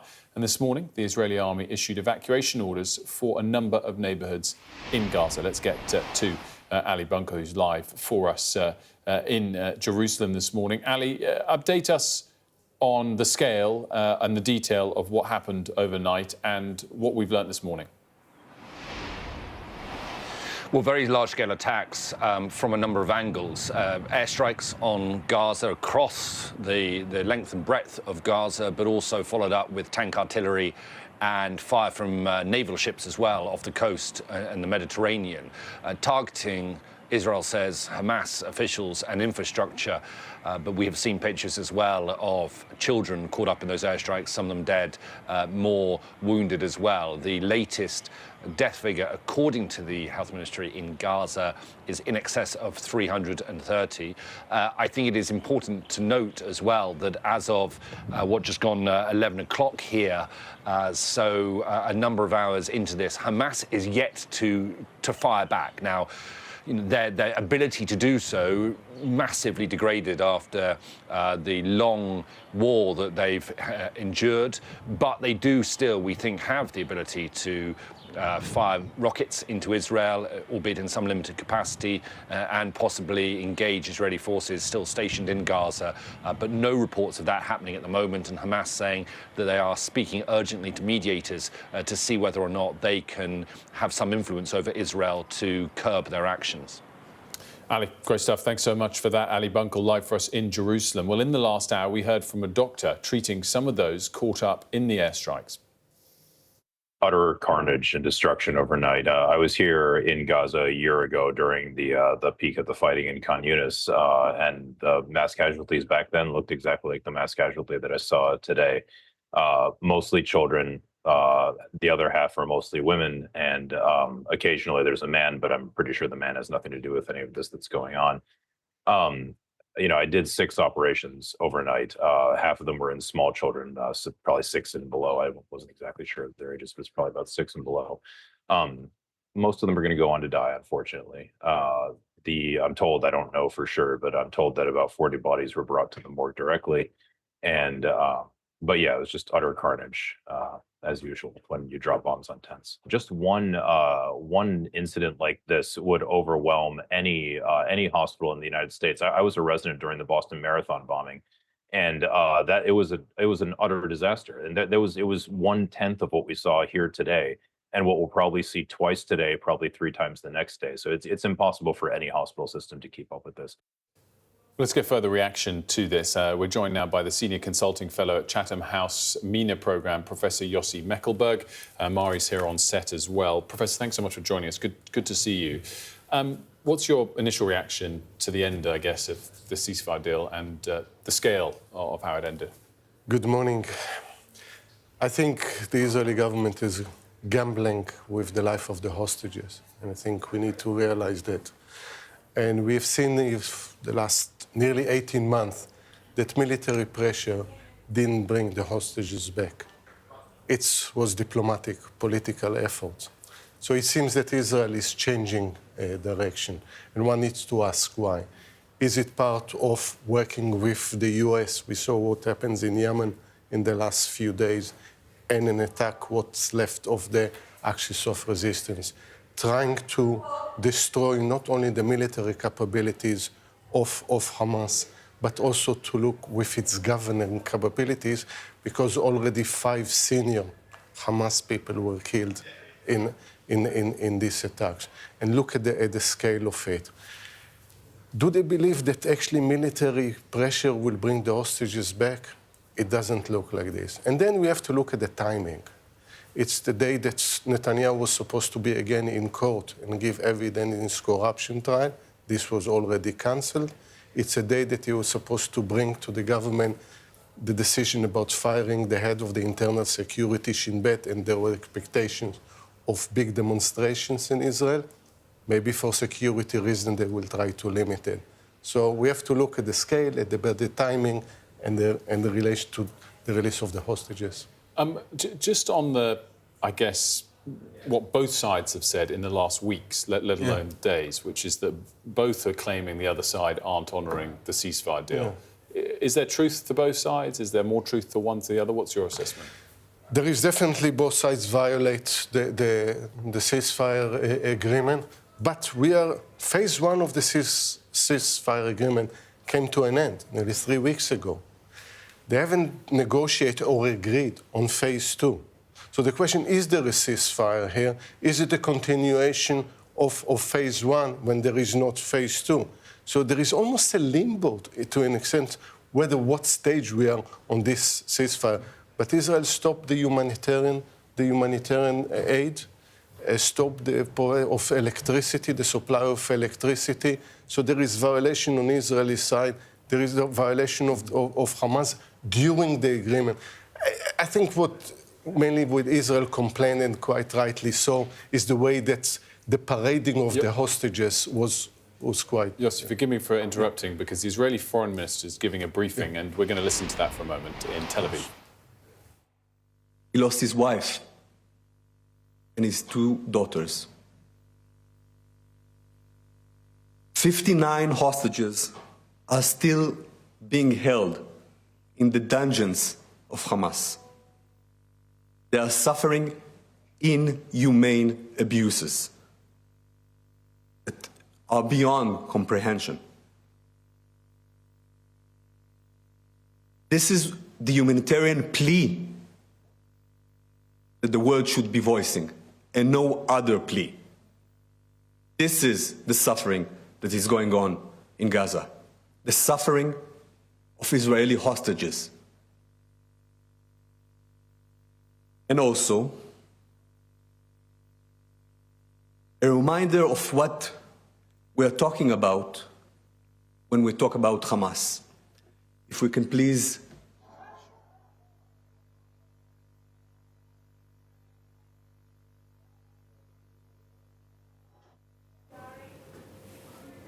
Oh, goodness. What's happening?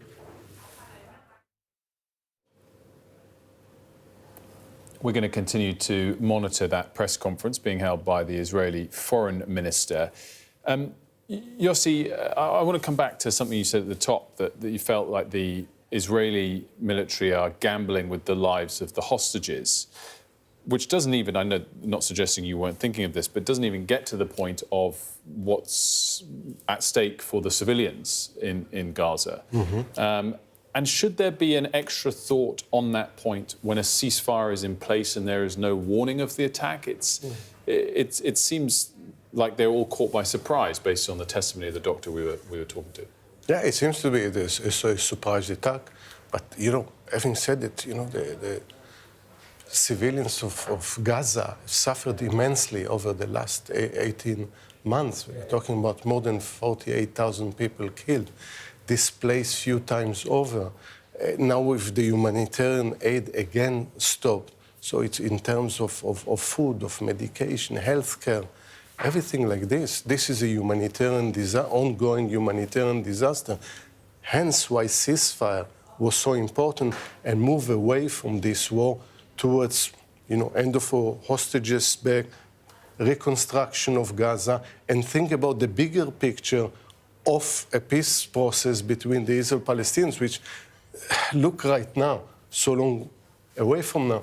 But this should be the kind of the roadmap to move forward. What we see today, what we hear right now, that already more than 300 people were killed, it's the actual damage that is caused, and the fear, again, the trauma that more than 2 million people are living through every day, while they also hear from the United States that there are plans to displace them into other countries.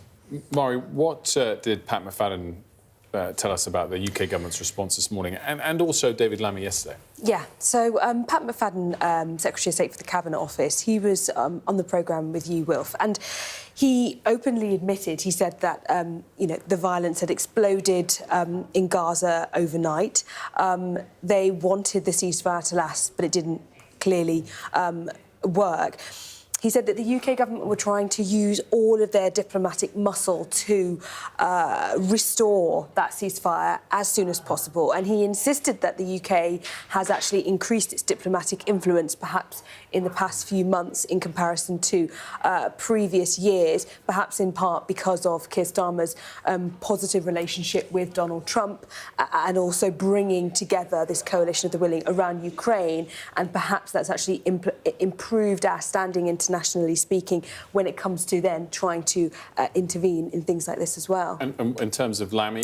Yes, and then in terms of Lammy, so David Lammy, the Foreign Secretary, yesterday was speaking to the House of Commons about that stripping of aid in Gaza for over 2 weeks, and he admitted on the record that he believed that was breaking international law and that Israel was breaking international law, which is the furthest and the most strong kind of rhetoric we've heard from the government so far. And obviously Pat McFadden said, he was speaking for the government as a whole. Yeah. How significant is that, Yossi?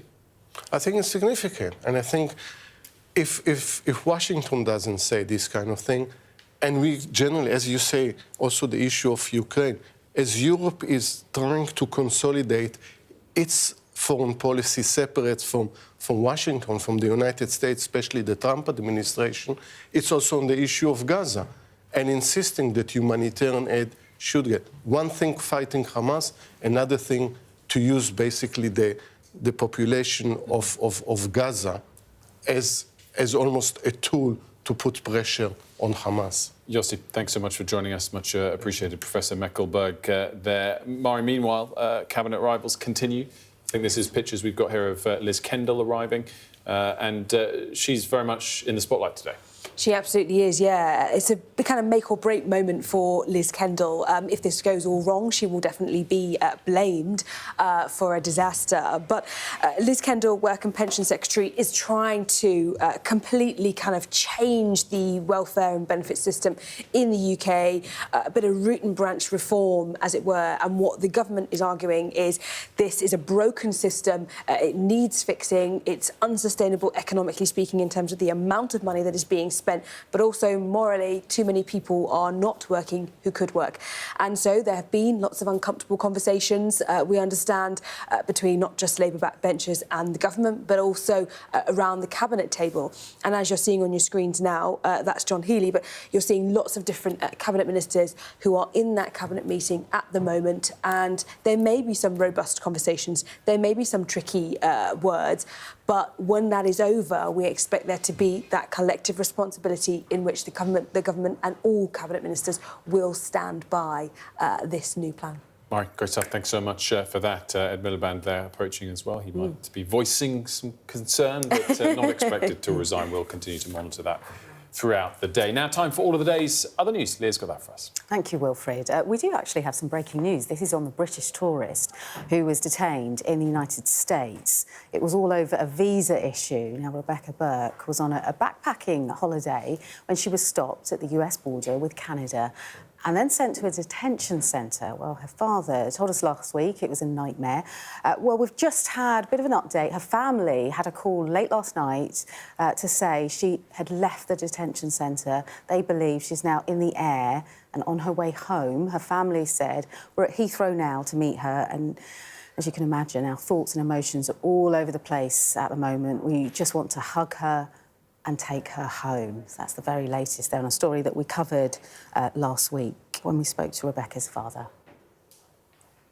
Elsewhere, US President Donald Trump is expected to speak on the phone to Russia's Vladimir Putin later this afternoon, any time between 1 and 3 o'clock, we believe. He says many elements of a final deal concerning the war in Ukraine have been agreed, and it's never been closer to a peace agreement. The government has triggered an emergency measure to use police cells to hold prisoners as jails are close to being full again. It comes after an early release scheme in September under which thousands of inmates were let go after serving less than half of their sentence. A task force has been created by the Ministry of Defence to target unacceptable behaviour towards women in the military. So last month, an inquest into the death of 19-year-old soldier Jaisley Beck found that she had been sexually assaulted, then failed by the army when she reported it. A new complaint service will also operate outside of the chain of command to investigate the most serious crimes. And the last surviving pilot who fought in the Battle of Britain, John Paddy Hemingway, has sadly died at the age of 105. He was born in Dublin and he joined the RAF as a teenager before serving in World War II, during which he was forced to bail out of his plane, Sadia, 4 times. Yeah. What an incredible career that he had and a legacy that he left behind too. Yeah, absolutely. A real hero in British aviation history. And a quote that is being circulated a lot today is that one from Winston Churchill about so many owing to so few. And he is, of course, he was amongst those few. He was just 19 in 1940 when he defended our nation against the Nazis, and his squadron had shot down 11 enemy aircraft in 11-day period. So quite an incredible person. And as you say, many times that he'd had to bail out and abandon his aircraft. So twice in 1940 when he had to abandon the Hurricane fighter plane that he was in. And then once in 1941, and this is quite incredible because he fell from 600 feet. He broke his hand, his parachute didn't deploy. It instead got caught in some tree branches which helped break that fall. And then near the end of World War II, a 4th time, and this was into enemy territory, but he contacted some Italian partisans who helped him get back to his squadron. So an incredible person. The RAF today describing him as a quiet, composed, thoughtful and mischievous individual. Oh, gosh, that picture's beautiful, isn't it? Fantastic picture, and our thoughts with his family. But again, thank you to him for his amazing life and service. We'll have a quick look at the weather now. Breathtaking views with clear skies ahead. The weather, sponsored by Qatar Airways. Most of us should see some sunshine this week thanks to an area of high pressure which is dominating our weather. The temperatures are steadily rising too. Currently it's bright but chilly across Britain with a brisk wind in the southwest. Temperatures are not quite as low across Ireland and Northern Ireland where there's a bit more cloud.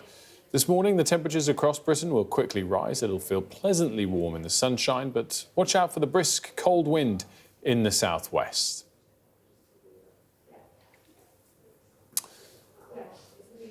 Breathtaking views with clear skies ahead. Qatar Airways sponsors the weather. Still to come here on The Breakfast Show, will the government come to regret cutting benefits? We'll debate plans to reform the system. Plus, a 9-month ordeal almost at an end for 2 astronauts who've been stranded in space.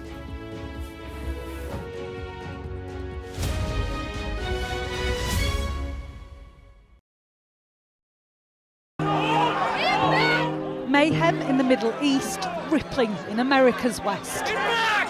Get back! The resolve of these protesters is now being seriously tested. I saw police being forced or pushing young men and women to the ground as they made almost 100 arrests. None of this is a peaceful protest. I'm Martha Kellner and I'm Sky's US correspondent based here in Los Angeles. How are you feeling? I am angry. It is an anti-woman agenda. Sky News, get the full story first. Will the cold affect your voters? Well, we have a lot of tremendous support, but it's nasty out there. Can you beat Donald Trump, Governor? President Biden, do you trust President Xi? President Biden says that this meeting went well. He said real progress was made on a whole host of issues. Will your candidates win?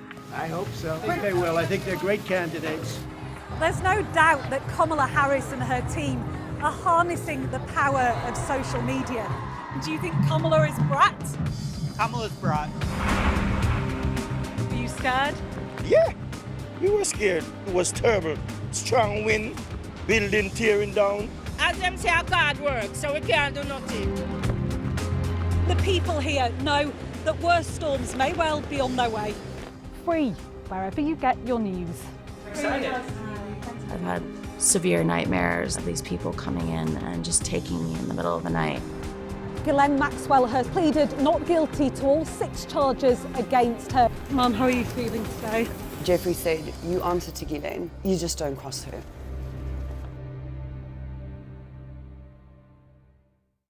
We're rolling. Welcome to the world. Our new podcast, starting now. It's very exciting. Every week, we'll be reporting from the world's trouble spots. We get to hold those in positions of power accountable, and we get to ask the questions that the audience, the listeners, want to know about. And that's why it is so important that people tune in, come along for the road, come along for the journey. It'll be fun. Sky News, get the full story first. Is this now all your territory? Yeah. The battlefield is outside the barricades. We are in the middle of a forest, in a jungle really, and they're attempting to keep these men alive. I'm Stuart Ramsey, and I'm Sky's chief correspondent. It's really dangerous. Many people have died riding it.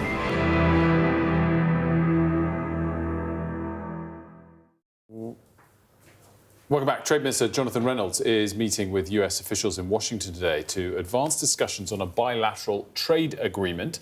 Our economics and data editor, Ed Conway, has joined Mari and I to discuss this. So, Ed, this is pretty significant. Lutnick is the Commerce Secretary, not the Treasury Secretary, but he's been driving a lot on the tariffs so far in the Trump presidency. Yeah, he would be the guy who would be both the main counterpart for Johnny Reynolds, the Trade Secretary, and also the person who'd be leading up or theoretically should be leading up a lot of these trade discussions. I mean, in practice, it's Donald Trump. That's part of the challenge here. And part of the challenge, more broadly, and we've talked about it before, is no one knows from one day to the next what is going to happen with tariffs. It's a very minor thing in the scheme of things, but we're in the middle of making a big film about tariffs this week. We don't really know, what the story is going to be by the time it actually airs, which makes it tricky. And it makes it far more tricky if you're a business person trying to do business with America. So, we've been talking to steel producers who are literally sending their steel to America and who are just not sure whether by the time that ship actually gets in, it's going to face a tariff or not. And trying to plan in that world is slightly terrifying. So that's why Johnny Reynolds is there in DC today. He's going to be talking to Howard Lutnick. He will be talking about metals. So that's the main thing so far that has affected the UK. So these tariffs on steel, on aluminium as well, because we do actually produce a fair bit of aluminium here as well.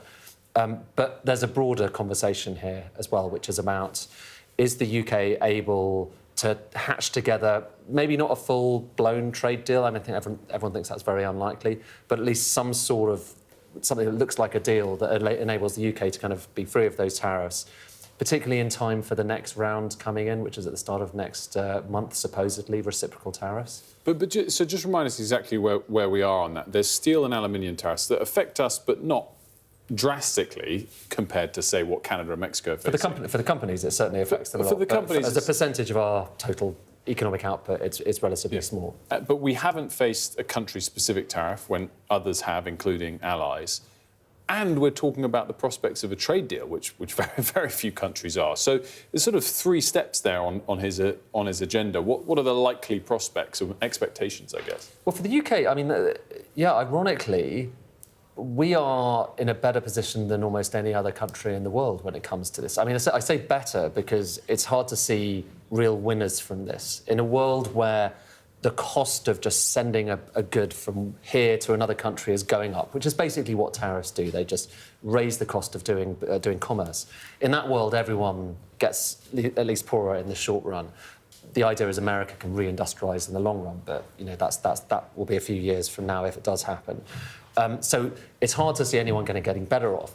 But in terms of the country which might face the least damage, the UK is in a relatively good position there because obviously we're not part of the EU anymore. We don't negotiate alongside Europe, and that means that we're not kind of in the same trade club there.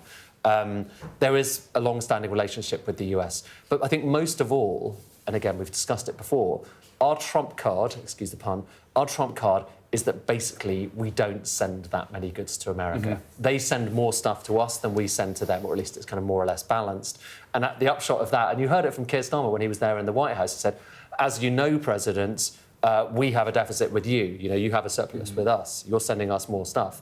And so that's the point they want to just make. And as a result, we're not a threat to you, and so don't slap us with the tariffs. We are lucky in that regard. Maury, in terms of what is a political win here or not, I mean, it's almost possible to frame this already as a bit of a win not to see anything too significant imposed. Obviously, a trade deal would be attractive, but if they can just get a bit more progress and maybe the steel and aluminium tariffs don't apply, again, that will be seen as the UK-US special relationship actually existing. Absolutely, and I think the government will see that as they will take credit for it, but they will also see that as kind of a contributing factor to the fact that they feel they have improved our relationship globally, they've improved our relationship with the US on different levels. We were just talking earlier about how, Pat McFadden was saying he believes that our voice holds more weight internationally than before, and if they can then add that to the arsenal, as it were, then that continues to tell that story that is the UK is kind of open for business. It's what Rachel Reeves keeps talking about, and kind of back in the game. That's what they're going to want to sell. Ed, I was disappointed in the press conference last night. Just quick final question. Mark Carney didn't give any guidance on his inflation expectations in and around the Bank of England meeting to come. Yeah, it was a bit confusing. He's moved on. Yeah. He's moved on. He's moved on. By the way, sorry, just to be boring and go back to tariffs, I think the next thing to look out for, which could affect the UK, is this reciprocal tariff, which is, in some senses, this fiendishly complicated idea that basically says, America, we want to impose the same level of tariffs on you as you're imposing on us, which is, it sounds simple, but actually it's kind of incredibly complicated. That could get the UK, because among the things that, from American eyes, is a tariff, but to us doesn't look like a tariff, is VAT. And so if that's imposed on the UK, that would be a really big deal. Mm-hmm. So, it's not just the steel and aluminium. Jonathan Reynolds needs to talk about that stuff as well, which is forthcoming, supposedly. Yeah. He's more interested in tariffs than interest rates. He didn't bite. No, I love Gave him a chance to talk about the Bank of England meeting on Thursday. Nothing's going to happen. It's going to be a hold, supposedly. What is your favourite, tariffs or interest rates? I like both of them a lot as well. You're asking me to choose between I find that a tough choice too. My life. Yeah. I'll tell you what was interesting in the Mark Carney press conference yesterday. He was asked by, I think it was a Canadian journalist, whether he felt that because of tariffs that were being put on Canada, that actually the UK and other kind of international allies were basically saying, we're not saying anything, we haven't got your back because we don't want to get tied up by this. And he essentially kind of dodged the question, didn't he? And said, oh, we don't need help from anybody else. He's as much a politician more than an economist, it turns out. Or at least he's got both skill sets. Guys, we have to leave it there. Thanks so much, as always. Now, in the last few minutes, we just had an update from the UN Human Rights Chief, Volker Turk, who we spoke to on this programme yesterday, you might remember. He said, quote, I'm horrified by last night's Israeli airstrikes and shelling in Gaza, which killed hundreds, according to the Ministry of Health in the Strip. This will add tragedy onto tragedy, he added. The last 18 months of violence have made abundantly clear that there is no military path out of this crisis. The only way forward is a political settlement in line with international law. Israel's resort to yet more military force will only heap further misery upon Palestinian population already suffering catastrophic conditions. That coming from the UN. We're going to take a quick break here on The Breakfast Show. When we come back, we will have a debate about the importance of today's welfare reforms.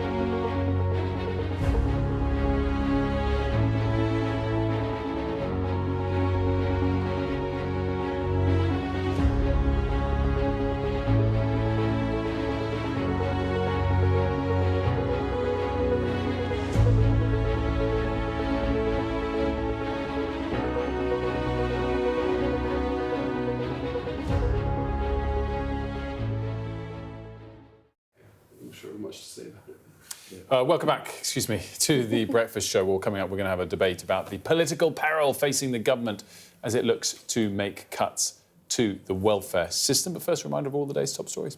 Thank you, Wilfred. Gazan Health Ministry, which is run by Hamas, says more than 300 people have been killed in Israeli airstrikes. Israeli Prime Minister Benjamin Netanyahu says Israel will deploy increasing military strength against Hamas from now on, blaming a lack of progress in talks to extend the ceasefire. Meanwhile, Reuters is reporting that the Israeli military is ordering civilians to evacuate from some areas of Gaza. Cabinet Minister Pat McFadden told this programme earlier that Israel had the right to defend itself, but reiterated comments from the Foreign Secretary in Parliament that blocking aid could be considered a war crime.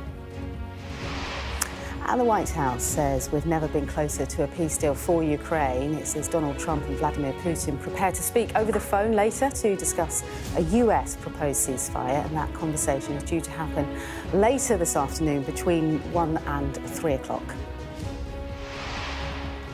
And cuts to benefits are expected to be confirmed this lunchtime. Downing Street's promised to put the welfare system on a more sustainable path. But there are plenty of Labour MPs who aren't happy.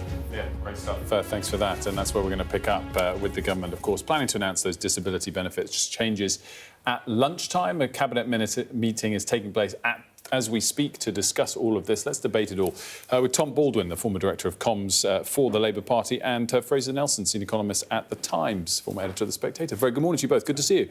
Tom, how tense is that cabinet meeting that's going on at the moment? I think they've got to tread a very, very difficult and narrow path there.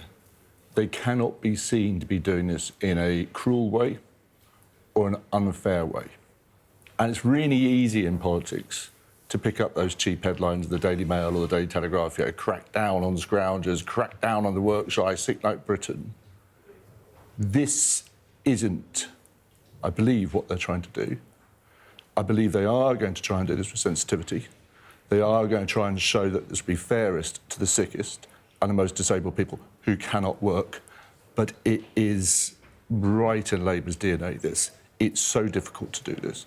And they've got to watch the spin, they've got to watch the headlines, they've got to watch the sort of tendency to earn easy points from the right, because this is about people's lives. And no Labour MP I know came into politics to make life harder for people who are genuinely sick and disabled and cannot work. Fraser, you've written extensively about the welfare system. I mean, whatever people's politics, is it ripe for reform? Oh, of course. I mean, there's no denying that. I mean, there are some parts of the country where 50, 60% of neighbourhoods are out of work benefits. That's a waste of lives, let alone a waste of money. 3.5 million people on sickness benefits. I mean, that's a staggering waste of talent. It should be within Labour Party traditions to think, well, we're the party of full employment. We think that poverty is best attacked in work, and we need to change the incentives. What we're not hearing from them so far is a narrative. So far, the story is being defined already in terms of cuts, taking something away, as opposed to fulfilling Labour's mission of taking people from welfare into work.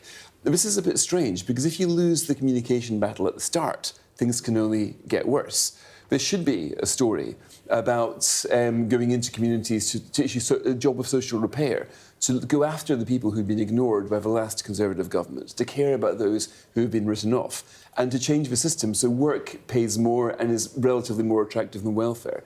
If you allow this to be framed simply as a raid on welfare, as a raid on disability benefits, you will lose the political argument, and once you've lost that, everything else becomes very difficult. But Fraser, just quickly, there's no expectation that they will lose the political vote on this? No, but that's what Tony Blair thought. He came in with a big old majority in '97, and he thought, OK, Bill Clinton's reform welfare, I can do it too, I can easily get it passed. But then he found the activists were protesting, chaining themselves to the railings of Number 10, and he'd lost the argument, even though he had the number of votes. So Boris Johnson as well thought, I've got a massive majority, I can do what I want, I don't need to make arguments. He soon found out that he did. So it's a big mistake to confuse the size of your majority with the strength of your argument. Tom, do you think that there are hints of that, of losing the communications battle on this already? I think they made a mistake early on. I think they were sort of saying things like, we're doing things that the Tories didn't dare to do and things like that. That's not a way of keeping your core support in line. I do agree with Fraser that there's an argument to be made. This is about Labour, the party of work, enabling people to get back to work.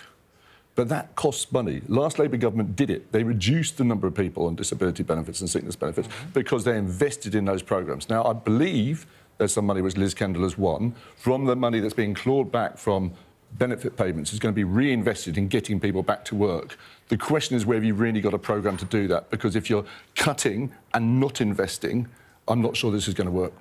Is there also, in any way, Tom, in your eyes, a bit of hypocrisy in terms of the position that they took in opposition when some may be different but vaguely similar plans were announced by the Conservatives that they opposed to now be enacting something similar, or is that an unfair point? Look, I think everybody in politics knows there is a problem with the rising cost, particularly of disability benefits and sickness benefits. There are lots of reasons for that. It's not just a single reason. It's not just to do with COVID or people being work shy or whatever. It's a complicated society and a complicated set of reasons. What I do think is there is still a difference between the parties in this. I think there's a different kind of worldview. I think there are some in the Conservative Party who regard people on benefits as scroungers, the undeserving poor. And I believe a Labour tradition is to say, look, people want to work, and it's our duty to find ways of helping them to work and have healthy, productive lives. I think that's a different kind of worldview, and it's really important that this announcement is made in line and sensitive to that second worldview, rather than trying to echo the first. Either way, Fraser, as someone that is passionately wanting to see this area reform, is this, whatever the sort of spin or successful or not from the government, is this a sort of set of steps and moves that you welcome and think the country will benefit from? Very much. I think the penny has dropped for Keir Starmer. He's worked out that if he wants to grow the economy, he simply cannot do that when you've got so many people out of work, when you've got 20% of Manchester, of 25% of Liverpool in out-of-work benefits. There is no way the economy is ever going to grow. No way are you going to get social cohesion. Now, during the opposition, they could have had so many pot shots at the Tories for messing this up. They could have been standing there week after week saying, look, there are 6 million people on out-of-work benefits. This is a scandal. But didn't say a word about that. But only now when they're in government, they're working out that they can't rely on immigration anymore to grow the workforce. That's become a political no-no, again, because the Tories messed it up. They can't rely on debt because the markets won't lend them anymore. So the only way they can grow the economy is by taking people from welfare and promoting what should have been their job in the first place, basic social inclusion and basic moving people from welfare to work. So there is this is in the tradition of Attlee's 1945 manifesto spoke about full employment. That is what Labour Party should be talking about today. Not saving money, but saving lives. Tom, so clearly there's going to be a battle with some backbench MPs. There is a harder task of the spin and landing the comms. What about the Cabinet meeting right now? Is there a chance of Cabinet resignations? I think it's probably, I don't know is the honest answer. I think it's been offset a little bit over the last few days. I think a lot of the noises coming out of backbenchers who I've spoken to, who I know are really, really concerned, they seem a bit reassured now. They seem to recognise that there is a progressive element to this, rather than just, we need to find some money from somewhere, so let's take it off the poor, which was kind of how it's presented a little bit in the first place. So I think they've improved the comms on this. I think they've got a better argument. And it's really important that some places you actually pay more benefits. One of the perverse incentives we have in the system now is that you get more if you sign off on long-term sick than if you're looking for work. Twice as much. We also have one of the meanest benefit system in the world. I think only 2 countries in 38 countries of the OECD have a lower rate of unemployment benefit than us. So there is, we've got to incentivise people to do the right thing, and we've got to encourage them and help them to do it. Fraser, on different topics, the Prime Minister's stock has risen in the last month, let's say, particularly on handling foreign issues. Does that help sort of heave Very much. And we can see from his speech last week, he sees these two things as coming together. He thinks the world has changed. He wants to spend a lot more money on defence, take it to 3% of GDP. And, of course, again, where is he going to find this money from? He says this means that we need to reform domestically to stand taller internationally. So I think over the new year, we can see a very different Keir Starmer to that we saw before, taking money away from the aid budget, giving it towards defence. It could well be that Donald Trump ends up making Labour great again. Tom, only got 30 seconds, a tough one to answer, but are we seeing him as a pragmatist, not as an ideologue, and does that matter? I think Keir Starmer has values, and I think in a way you're seeing those values best on the international stage now. He's a force for calm, reason, good sense, decency in a world which appears to be on fire, the new global disorder. I think one of the reasons why the gears have suddenly started kind of clicking again from a little bit is because there's been a disconnect in politics over the last few months. We've been talking about, where do you get your glasses, Prime Minister, who paid for this? And there's been a huge dark shadow over the world looming, and now it's upon us. And I'm pretty glad, I think a lot of people are pretty glad we've got Keir Starmer representing this country abroad. Tom, Fraser, great discussion, really enjoyed it. Thanks very much. To Syria now. And since the new government took control in December, attacks by ISIS have more than doubled, fueling fears of a resurgence in the country. Sky News has obtained extremely rare access to one of the main prisons where thousands of ISIS fighters are detained, considered a threat to the West and to Syrian stability. Our special correspondent, Alex Crawford, has spoken to them, including one man from London. I travelled to Syria really actually because of the Islamic ideology I had. I wanted to come to jihad. I actually wanted to. Did you take part in fighting? In Syria? Anywhere? Well, behind bars, I can't really take the smile, and you'll understand. Tell me what you think about the Islamic State now, because as far as Britain is concerned, British authorities, you joined up a prescribed terror organisation, and as far as they're concerned, you may well have taken part in terrorist atrocities. No. So they call us terrorists. They call ISIS a terrorist organisation. Definitely did stuff. Definitely to terrorise the world. So that's right. Me now, you're asking me now, 2025. I believe that there was a lot of mistakes made. I believe a lot of different political situations and political directions that were taken should have been done very, very, very differently. I can promise you, you can believe me or not, I can promise you that most of us are absolute no threat. Well, if you scan the QR code on your screen right now, you can watch Alex's full report on the Sky News app or website as well. It's well worth doing so. Extraordinary reporting from Alex and from Stuart in Syria over the last couple of days. Now, NASA astronauts Butch Wilmore and Suni Williams are finally on their way back to Earth after their 8-day stay in space. Ended up being 9 months. With the undocking process now complete, the pair should be back on Earth this evening. Well, Mickey Carroll's here with more on this. So when are they expecting back? So we're expecting them back at about 10 p.m.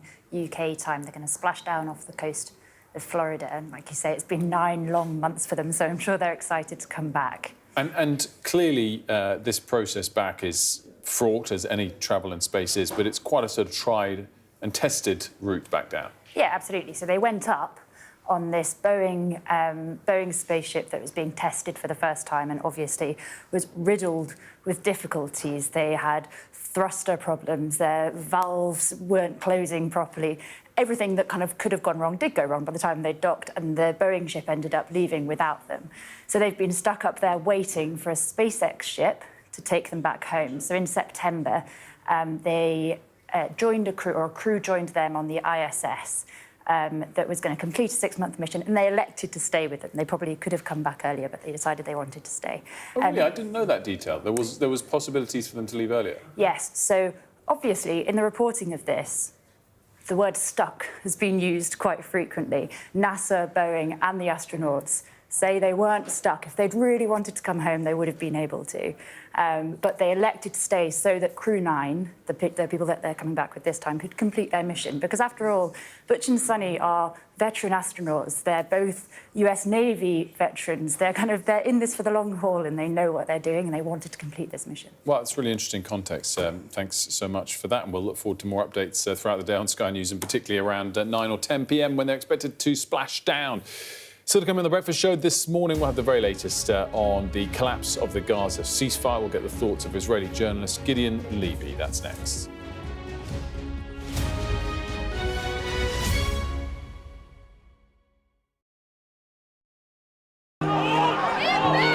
Mayhem in the Middle East, rippling in America's West. Get back! Get back! The resolve of these protesters is now being seriously tested. I saw police being forced or pushing young men and women to the ground as they made almost 100 arrests. None of this is a peaceful protest. I'm Martha Kellner, and I'm Sky's US correspondent based here in Los Angeles. How are you feeling? I am angry. It is an anti-woman agenda. Sky News, get the full story first. Will the cold affect your voters? Well, we have a lot of tremendous support, but it's nasty out there. Can you beat Donald Trump, Governor? President Biden, do you trust President Xi? President Biden says that this meeting went well. He said real progress was made on a whole host of issues. Will your candidates win? I hope so. I think they will. I think they're great candidates. There's no doubt that Kamala Harris and her team are harnessing the power of social media. Do you think Kamala is brat? Kamala's brat. Are you scared? Yeah, we were scared. It was terrible. Strong wind, building tearing down. As them say, our God works, so we can't do nothing. The people here know that worse storms may well be on their way. Free wherever you get your news. I've had severe nightmares of these people coming in and just taking me in the middle of the night.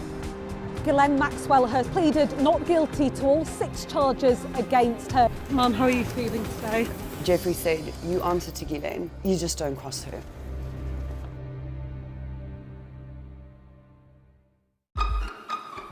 We've got your Sunday mornings covered.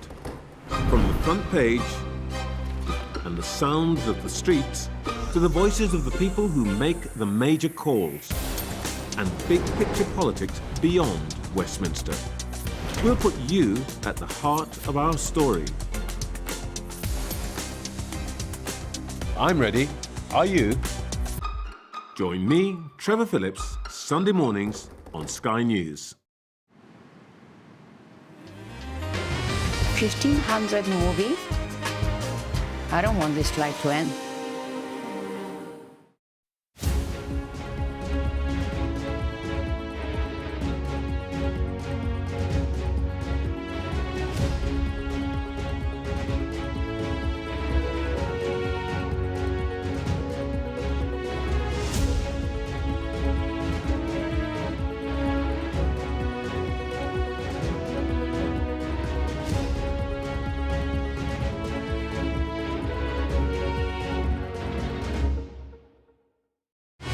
Fly Emirates, fly better. Welcome back. Gaza's Hamas-run health ministry say more than 300 people have been killed in overnight airstrikes conducted by the Israeli military. Let's get the perspective of Gideon Levy, a journalist with Israeli publication Haaretz. What is your take on this action overnight? Expected and terrible. Both are true. It was very expected because it's very clear in the recent months that Israel and Netanyahu, the head of Israel, wants to renew the war. And today we got the proof for it. And the second thing is that it's horrible because it means, first of all, a death penalty for the hostages. But let's not forget the hundreds and thousands of Palestinians, innocent Palestinians, who will be slaughtered if this war will get renewed now in Gaza. Didn't we have enough with 48,000 Palestinians killed, 70% of them women and children? But Israel wants more. What is your expectation now for hopes of the ceasefire deal or a ceasefire deal being reinstated and expectations for fully fledged military presence from Israel back in Gaza? This will be decided only in one place, in the White House. And as we are reported that the White House knew about renewing this war and didn't say a word about it, so it means that Donald Trump stands behind it. And if he will continue to stand behind it, we will face another phase of this war, maybe even more horrible than the first phase, because most of the people of Gaza are now concentrated in small areas, and killing might be much worse even than the first phase. And there is no one to stop it. It's only about the United States to stop it, and immediately, but I don't see signs for it. Clearly, the United States is the most relevant Western player. I wonder the extent to which the comments from David Lammy were noticed yesterday, that he said before these attacks, as it relates to aid getting into Gaza, that Israel had broken humanitarian law. Did that get much coverage in Israel? Have people taken note or not? I'll disappoint you. There was no coverage at all. Not only not much coverage, not at all. Israel is concentrated now only in itself, does not listen to the world. We have to face it. And if there is someone that Israel will listen to him, will be obviously Donald Trump. The world doesn't count for Israel when it goes to war, for sure not when Donald Trump is backing it and the United States is financing and arming Israel for another round. So with all due respect to your foreign minister, who I'm sure is a very respectful man, Israel ignores such remarks. It's very interesting to hear you say that. What is public support for these actions from Prime Minister Netanyahu? We had someone who was a spokesperson for the hostages' families earlier, and he seemed to suggest that hostage families are against this action. Is that fair, and what's broader public opinion? Yeah, I'm sure the hostage families, at least most of them, get crazy now because they understand the meaning. You don't expect any hostage to survive another brutal attack of Israel over Gaza. It might even be emotionally that those people will just execute them. But if we talk about broader terms like Israel's public opinion, traditionally the Israelis are supporting any war. They are always objecting only efforts for peace. War is always accepted by Israelis, at least in its first stages. I think that this time there will be some opposition, no doubt, because people understand the consequences, but still Netanyahu is free to do whatever he wants. Gideon Levy, thanks so much for joining us. Thank you for having me. Much appreciated. Let's have a look at the weather now. The perfect climate, wherever the destination. The weather, sponsored by Qatar Airways. Most of us should see some sunshine this week thanks to an area of high pressure which is dominating our weather. The temperatures are steadily rising too. Currently it's bright but chilly across Britain with a brisk wind in the southwest. The temperatures are not quite as low across Ireland and Northern Ireland where there's a bit more cloud. This morning the temperatures across Britain will quickly rise. It'll feel pleasantly warm in the sunshine. But watch out for the brisk cold wind in the southwest Ireland, and Northern Ireland on the other hand will generally stay quite cloudy with a few spots of rain around. The perfect climate, whatever the forecast. The weather, sponsored by Qatar Airways. Well, only a few minutes away from Sky News today with Kamali. And Mari, I guess the pressing thing is reaction to this cabinet meeting, building up to the announcement about reforms at lunchtime. Exactly that, yeah. How has it gone? How much discord has there been? Are they now all together round the table singing Kumbaya and ready to implement that plan? And an eye at, what, 9 p.m, 10 p.m. on this splashdown? Yes. Off the coast of Scotland. Hopefully we'll be able Butch to and hear Sunny. from Butch and Sunny, yeah. Exactly. Well, we're out of time here on The Breakfast Show. Thanks so much for watching. Up next, Sky News Today with Kamali.